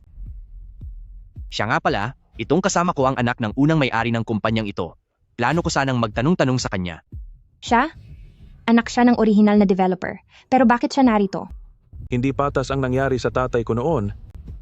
Marami ang nagsasabing hindi siya nagbayad sa mga trabahador, kaya nalugi ang kumpanya niya. Pero sigurado akong may problema sa mismong subdivisyong ito, kaya anuman ang mangyari, mananatili ako rito para tuklasin ang katotohanan. Nakakapanghinayang na kahit matagal na akong nakatira rito, bukod sa paminsan-minsang paglamig, wala pa rin akong natuklasan. Sandali, paano? Paanong ayos ka lang at walang nangyari sa'yo? Hindi ko alam. Ikaw mismo, hindi mo alam? Talagang wala akong alam. Pero noong bagong lipat pa lang ako rito, takot din ako noon. Pero habang lumilipas ang panahon at nakita kong wala namang nangyayari, kaya itinuloy ko na lang ang paninirahan dito. Sabi nila, may nakikita raw mga anino rito tuwing gabi na tila lumilipad kung saan-saan. Nakakita ka na ba nun? Mga sabi-sabi lang yon. Pero sa lugar na ito, maliban sa akin, wala nang ibang nakatira rito. Kamakailan lang, may nakapasok na daga, pero agad din itong nawala, dito mismo.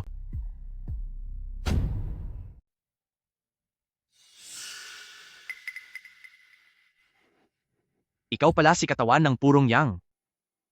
Dahil ang tatay mo ang namumuno sa komunidad na ito, tiyak na marami kang alam tungkol sa lugar na to. Maaari kitang kunin bilang punong inhinyero ng pagpapaunlad ng Guangming neighborhood. Ano sa tingin mo? Binibiro mo ba ako?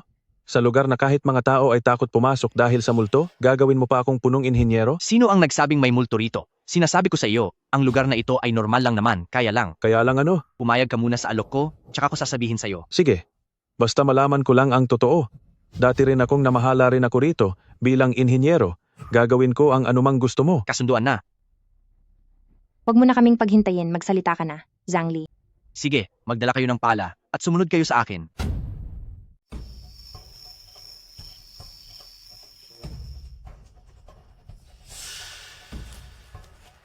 Dito mismo, maghukay kayo pababa. Bakit kailangan maghukay sa ilalim ng puno? Oo nga po. Malalaman nyo rin mamaya. Pagbibigyan kita sa pagkakataong ito. Sige, umpisahan na.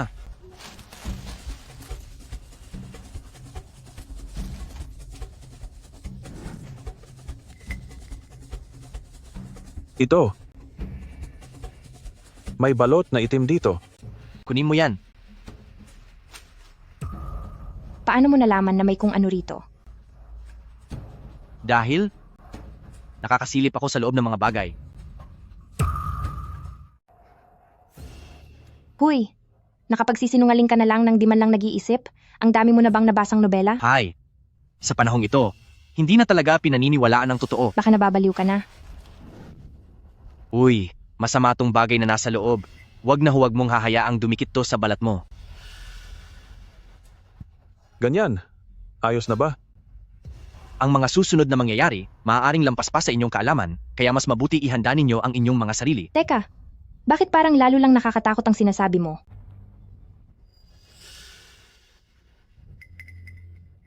Ay, bakit may buto ng baboy dito? Hindi. Tubuto ng baboy. Buto ito ng binti ng tao, at ibinabad pa ito sa langis na galing sa labi ng tao. Diyos ko po. Buto ito ng tao mula sa binti at ibinabad pa sa langis ng bangkay. Naku po. Hindi. Bakit may ganito dito? Hindi lang dito, sa 4 na sulok ng subdibisyong ito may nakabaon ding ganito. Iyon ay dahil sa Tingnan ninyo, parang may guhit sa buto. isa itong sinaunang marka na bumubuo sa pinakamahalagang bahagi ng ritual. Ritual? Ano yon? Ha? Hindi ko ito maipaliwanag agad ngayon. Sa madaling salita, dahil sa 4 na sulok ng subdibisyon, may nakabaon na ganito, kaya nagiging sanhi ito sa loob ng lugar ng hindi pantay na temperatura at pag-ipon ng masamang enerhiya. Sa madaling panahon sa ilalim ng masamang enerhiyang ito, magkakasakit ang mga tao at kung may malubhang karamdaman, maaaring agad mawala. Kapag nagtagal sa ganitong kapaligiran, mamamalasin ng mga tao, sunod-sunod ang kamalasan, kaya't hindi na nakapagtataka kung marami ang mawala. Pero bakit siya ay ayos lang? Oo nga, bakit ako? Ayos lang ako. Dahil espesyal ang pangangatawan mo. Kung sa iba ito nangyari, tiyak na hindi sila tatagal ng 3 araw. Sino kaya sa pamilya natin ang may ganito kabangis na galit? Para saktan tayo ng ganito? Kapag nailantad na natin ang lahat ng kasamaan na ito, ang katotohanan ay lalantad din. Heto pa ang 3 buto. Sobrang salbahin ito. Kung may tao mang may malubhang sakit, baka bawian sila agad ng buhay. Ano po ang dapat nating gawin dito? Maghanap ka ng panggatong, at dito mismo natin ito sunugin.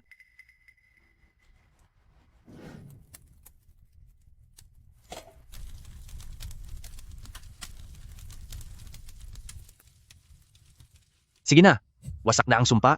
Unti-unti na ring huhupa ang masamang enerhiya, huwag ka nang mabahala. Papa, huwag po kayong mag-alala.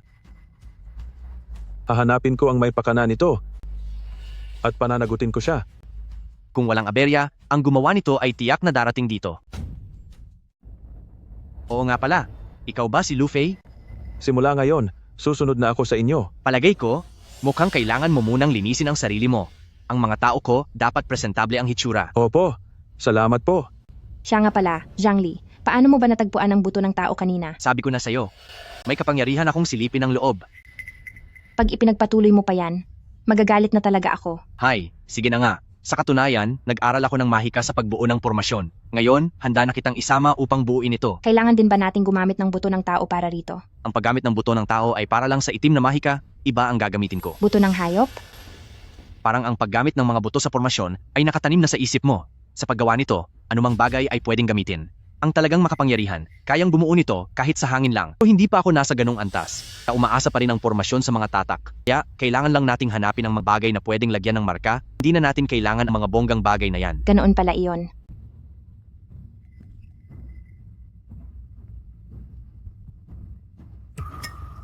Ang Yin Gathering Array ang nagtitipon ng negatibong enerhiya, samantalang ang Spirit Gathering Array ay nagtitipon ng positibong enerhiya.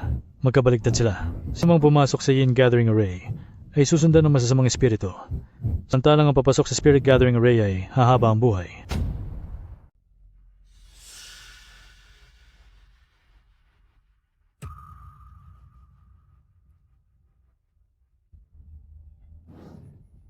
Ayos na. Kumpleto na ang 5 talisman ng formasyon at nabuo na ang Spirit Gathering Array. Ngayon, ang lugar na ito ay tunay ng lugar na hitik sa swerte. Hindi lang hahaba ang iyong buhay, pati ang mga karaniwang karamdaman ay hindi na lalapit sa ganitong uri ng tirahan. Ilang 10,000, kahit 100 o 200,000 dolyar pa, tiyak na pag-aagawan ng tao. Ganoon ba kamahal? Kay Hiwaga, bigla itong uminit. Wow, ang sarap ng init. Bakit ganyan kayo tumitig sa akin? Nahihiya na tuloy ako. Ikaw ba yung Lu Fei kanina? Wow, ikaw pa ba yung dugyot na nakita ko kanina? Magaling na bata, nasapol mo ang estilo ko. Eto, narito ang bonus mo sa unang buwan, ayusin mo ang sarili mo, kunin mo ito. Pero wala pa naman akong nagagawa at sabi ko sa'yo, pagdating ng panahon, ikaw ang magiging mukha ng Guangming neighborhood. parang sobra naman ito. Siya.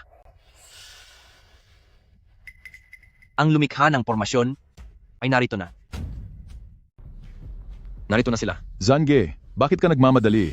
Magpagaling ka muna ng husto. Gusto kong makita yung Zhangli na magbayad ng todo. Hindi basta-basta ang batang iyon, sigurado ka bang matatapos siya rito? Naglagay ang pamilya ko ng Yin Gathering Array sa subdibisyong ito. Kahit ang pusang may 9 na buhay ay di makakatakas, lalo na ang Zhangli na iyon. Nakakahinayang lang si Yusi. Ngunit kasalanan din niya ito. Pilit talaga siyang sumugod dito. Kailangan nating hanapin ang katawan niya. Baka maaari pa nating mapakinabangan. Sa tagay niyang ganda, huwag nating aksayahin. Zange, huwag mong kalimutang hayaan kaming mga kasama mo na malasap ang ganda niya. Huwag kayong mag-alala. Bibigyan ko kayo. Oh.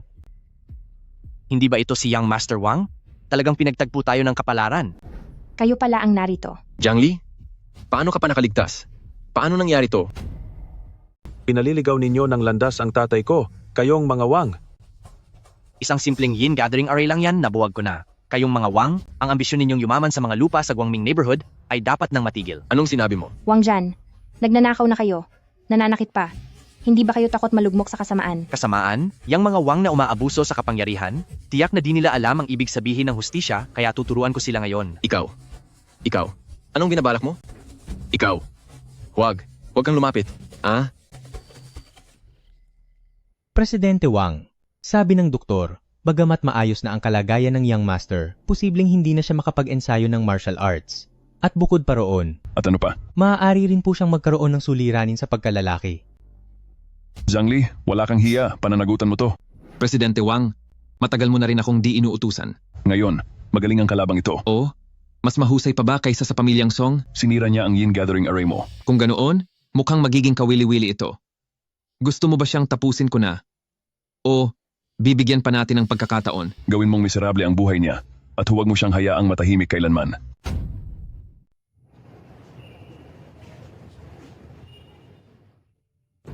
Bakit tila ako'y kinikilabutan? Hayaan mo na lang, mas mahalagang umabante. Sige.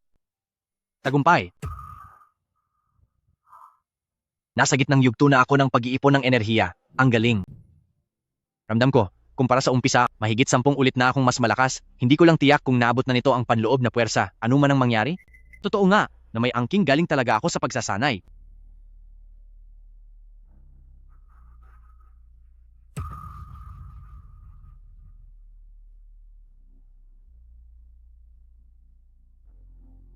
Ang saklaw pala ng aking tanaw ay nakadepende rin sa antas ng aking kakayahan.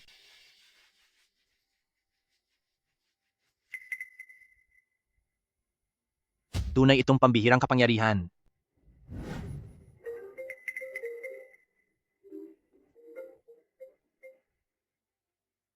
Uy, Yuxi. Zhang Li, dali. Hinihintay ka na sa presscon. Presscon? Anong presscon? Iyong para sa inaugurasyon ng Guangming neighborhood. Hindi ba bukas pa yon? Imposible. Isang buong araw na pala akong nagme-meditate. Maglulunsad ang pamilyang Song ng bagong proyekto. Pero bakit dito nila ito ginagawa? Oo nga, ang malas naman dito. Sinabi ko na sa inyo, baka naman may kinalaman ang proyekto nila sa Guangming neighborhood. Hindi naman siguro posible yon.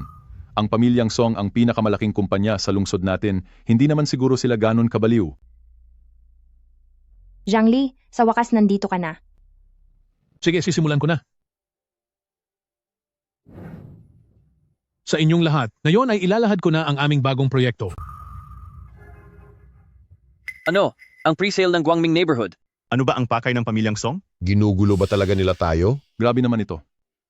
Mangyaring kalma lang po ang lahat. Alam kong kayo lahat ay maraming katanungan. Ngayon, hayaan natin ang may-ari ng Guangming neighborhood na si Mr. Zhang Li ang magpaliwanag sa inyo. Ang mga misteryosong pangyayari sa Guangming neighborhood ay nalutas ko na. Ngayon, hindi na lang ito karaniwan, kundi isa na itong exquisite treasure land sapagkat pinangangalagaan na ito ng kalangitan. Hahaba ang buhay ng mga bibili at maninirahan dito at mapapawi ang lahat ng kamalasan. Ha. Sobra na bang lantaran ng mga manloloko ngayon? Mukhang nabaliw na ang pamilyang Song dahil kumuha pa sila ng mandaraya para magbenta ng bahay at sa mismong haunted na lugar pa. Kaibigan, sobra na. Ang biro mo. Manood ka na lang.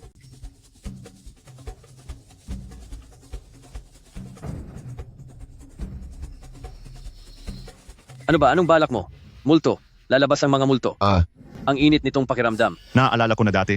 Sa subdivision na ito, ramdam mo na ang kilabot kahit malayo ka pa, pero ngayon, bigla na lang nawala. Bakit hindi lang kayo pumasok at subukan? Hindi ba delikado ito? Ayokong malasin. Ako na. Pare, ikaw na ang bahala sa buhay ko. Huwag kang mag-alala.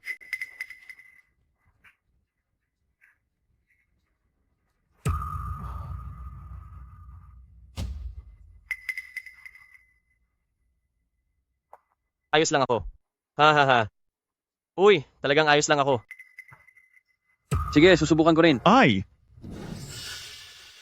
Grabe, hindi lang ako basta maayos. Pakiramdam ko sobrang lakas ko ngayon. Wala na lahat ng sakit ng katawan ko.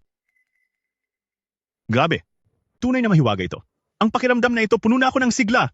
Gumaling na rin ang dati kong karamdaman. Ngayon, inaanunsyo ko, nagsimula na ang pre-selling ng property na Guangming neighborhood. Bibili ako. Bibili ako. Ang galing nito. Kapatid na Zhang, iba ka talaga. Kahapon lang ang Guangming neighborhood natin ay kinikilala pang nakakatakot na lugar. Pero dahil sa ginawa mo ngayon, ginawa mo itong pinaka-high-end na residential area sa buong distrito. Ahahaha. Tama, kahapon lang, ang mga bahay dito sa subdivision, wala man lang gustong bumili. Sa paggaan ng panahon, Brother Zhang, tiyak na magtatagumpay ka sa hinaharap, haha. Xiao Zhang, kasal ka na ba? Binata pa po ako. Malayo pa sa isip ko ang pagpapakasal. Hehe. Kung ganoon, ano ang masasabi mo sa apo ko? Lolo, ano po ba ang sinasabi ninyo? Nahihiya ka yata. Pareho rin naman kayong walang kapareha? Sa tingin ko, bagay talaga kayong dalawa. Kuya, Hahaha. Sinasabi ko sa inyo, huwag niyo na po kaming tuksuhin ng ganyan. Tungkol sa pag-ibig, dapat ay may pagkagusto ang bawat isa. At dapat din ay pantay ang antas sa buhay. Si Miss Song ay mula sa maayos na pamilya, at napakaganda pa niya, tiyak na hindi niya ako magugustuhan. Hindi mo ba napansing namumula na ang mukha niya?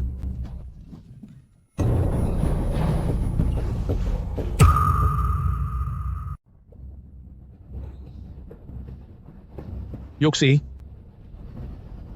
Isang malakas na tama lang.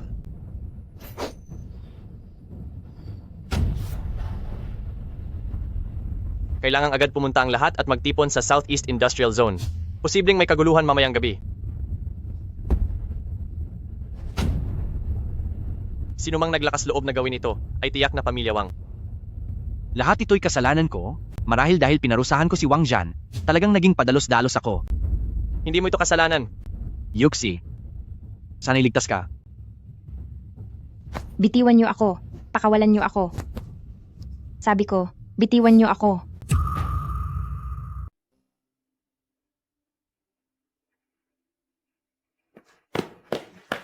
Ako na lang ang papasok, antayin mo ako. Hindi, magkasama tayo.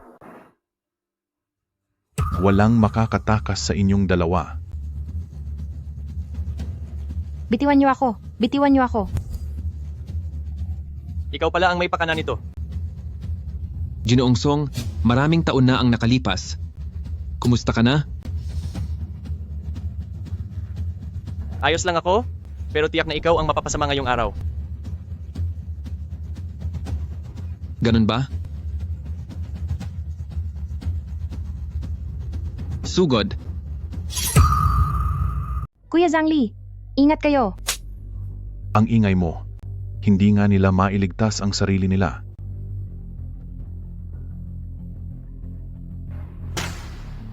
Huwag mo siyang hawakan. Ako ang pakay ninyo, kaya harap kayo sa akin. At bakit ako susunod sa'yo? Akala mo ba ikaw ang boss ko? Sinira ninyo ang plano namin, kaya ngayon, manonood ka ng libreng palabas. Yinshe, gagamit ka pa ng babae para lang sa plano mo? Anong klaseng mandirigma ka? Para sa akin, basta makuha ko ang nais ko, wala akong pakialam kung paano ito gagawin. Ano ba talaga ang kailangan mo? Simple lang, buhay mo ang kabayaran, pakakawalan ko kaagad ang babaeng ito. Ano sa tingin mo?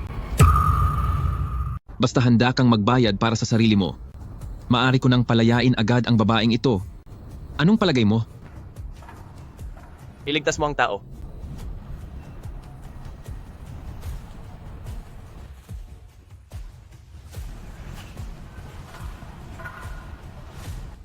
Ginoong Song, kung ito ay nangyari noong nakaraang taon, magkakapantay sana ang ating kakayahan, ngunit ngayon,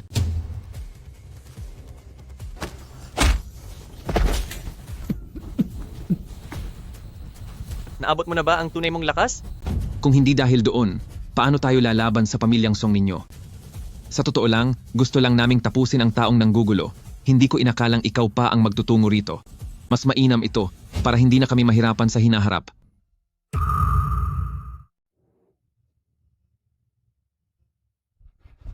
Halika, lumapit ka dito. Magkubli ka at huwag kang lalabas. Bata, tandaan mong huwag kaming salungatin sa susunod mong buhay. May sasabihin din ako sa inyo. Sa susunod na buhay, huwag ninyo akong lalabanan.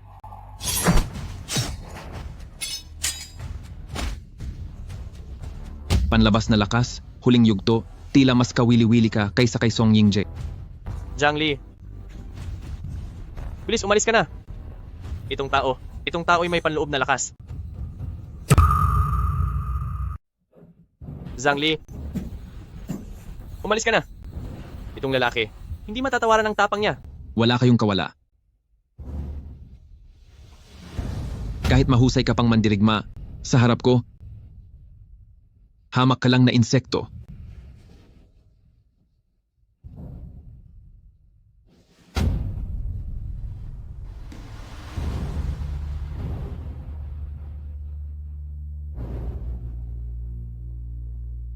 Pagsisisihan mo to. Kamao ng hustisya. Ang kamay ko. Paano? Paano ito nangyari?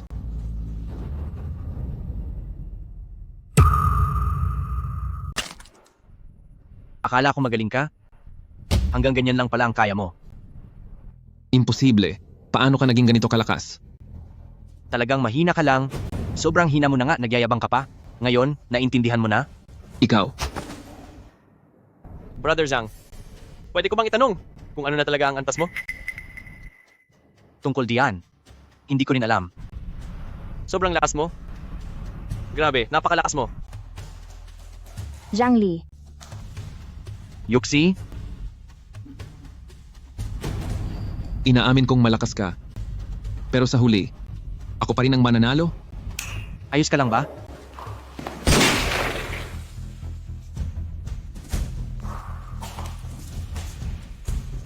Ading! Peligro, may sniper.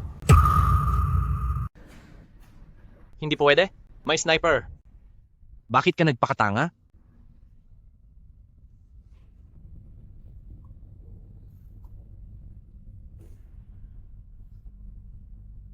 Maghanda ka?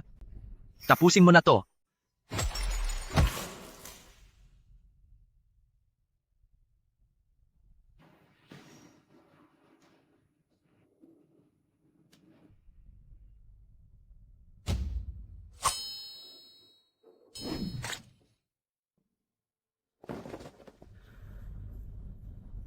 Kailangan mong makipaglaban.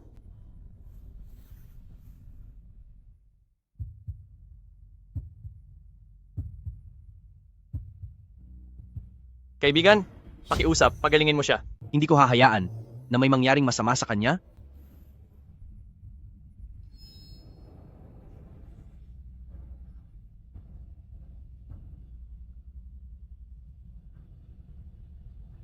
Huminto na ang pagdurugo niya. Dalhin siya sa ospital? Dali!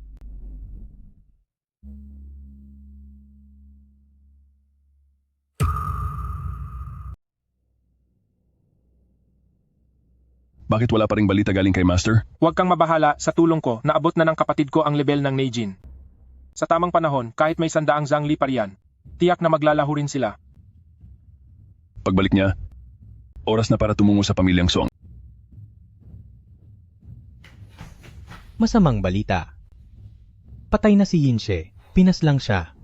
Ano? Anong nangyari? Hindi ko po alam. Dinala po rito ang bangkay mula sa pamilyang Song.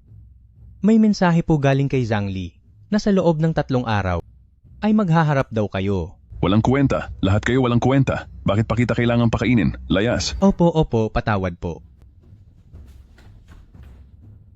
Paano ito nangyari? Isa rin bang mahusay na dalubhasa si Zhang Li? Nagkamali tayo ng pagtaya? Dahil dyan, ako na mismo ang kikilos. Ang kahihiyang dinanas ng inutil kong kapatid bilang kanyang nakatatandang kapatid, ako mismo ang magtatapos.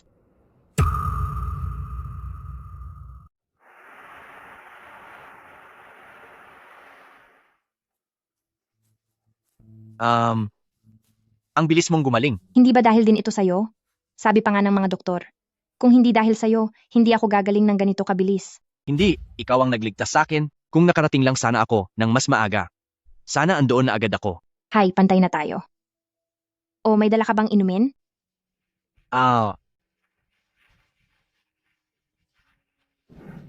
Ipinagluto kita ng mangkok ng sabaw ng manok. Wow, ang bango.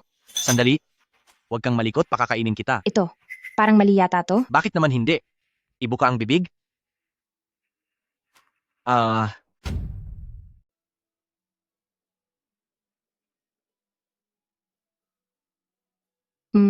Ang sarap nito. Siyempre naman. Sa loob niyan, naglagay ako ng mahigit 10 klase ng halamang gamot.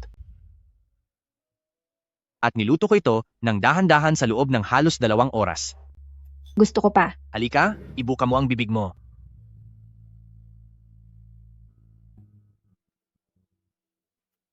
Sige.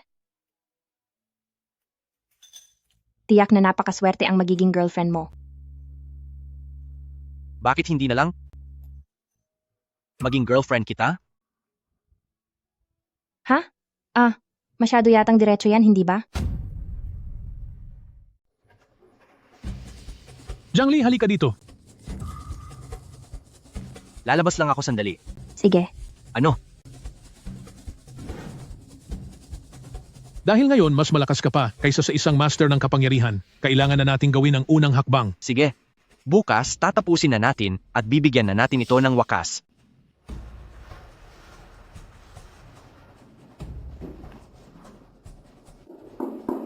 Nandyan ba si Zhang Li? May package po kayo dito. Sige po, maraming salamat po. Wala naman akong maalalang binili ah.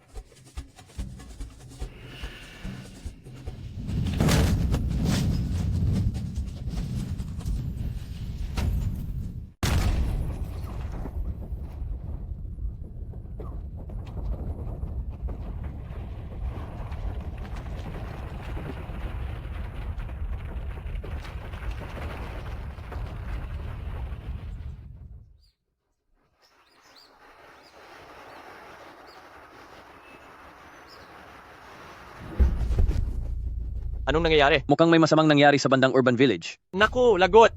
Kuya Zhang, magpadala ka agad ng tao. Kuya Zhang?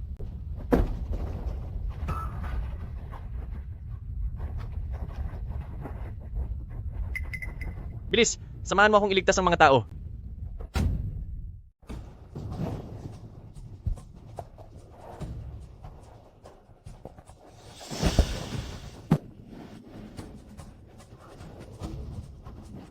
Kaibigan, nasugatan ka. Siguradong malapit lang ang salarin upang kumpirmahin na wala na ako. Tulungan mo akong bunutin ang bakal na to. Dito? Kaibigan, mauubusan ka ng dugo. Huwag ka nang madaldal. Alam ko ang kalagayan ko. Kaibigan, kung gayon, magtiis ka.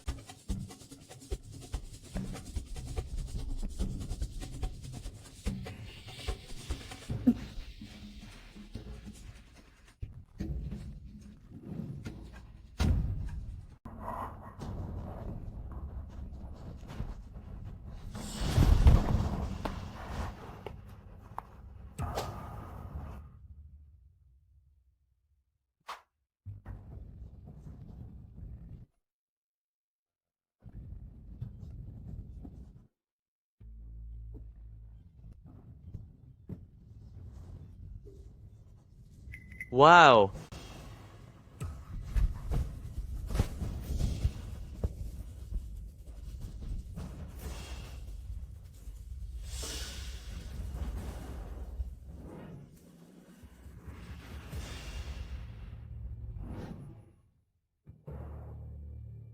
Wala kang hiya?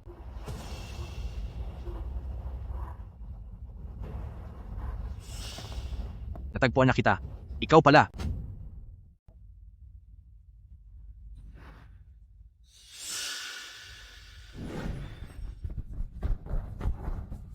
Palagay ko, ang paggamit ng bomba para pabagsakin ang isang bihasang eksperto ay talagang mahirap. Pero tila tapos ka na rin, pareho naman tayong malakas at kitang-kita kung gaano kalubha ang sugat mo, kayang-kaya kitang pabagsakin ng mabilis.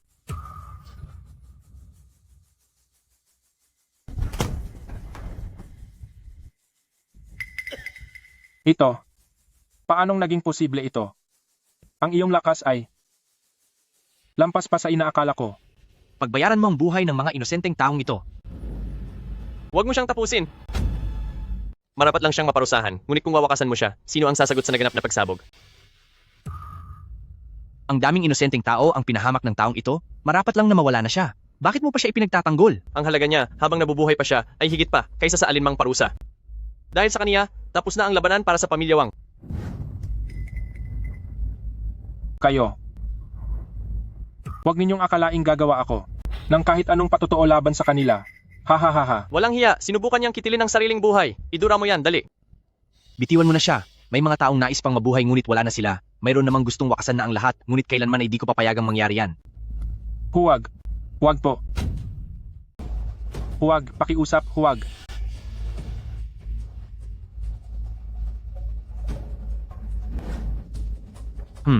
Hanggat hindi huhugutin ang karayom, tiyak na mabubuhay pa siya ng 1 linggo. Mahusay ang ginawa mo. Ipinauubaya ko muna siya sa iyo, dahil wala pa ang mga bumbero at doktor. Kailangan ko pang magligtas ng ibang tao. Sige, umalis ka na.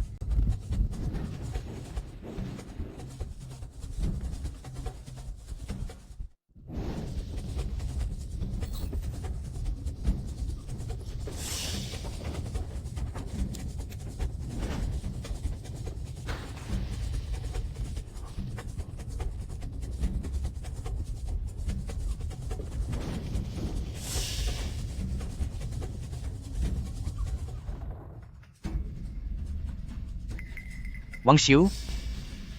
Panahon mo na. Hindi ito maganda.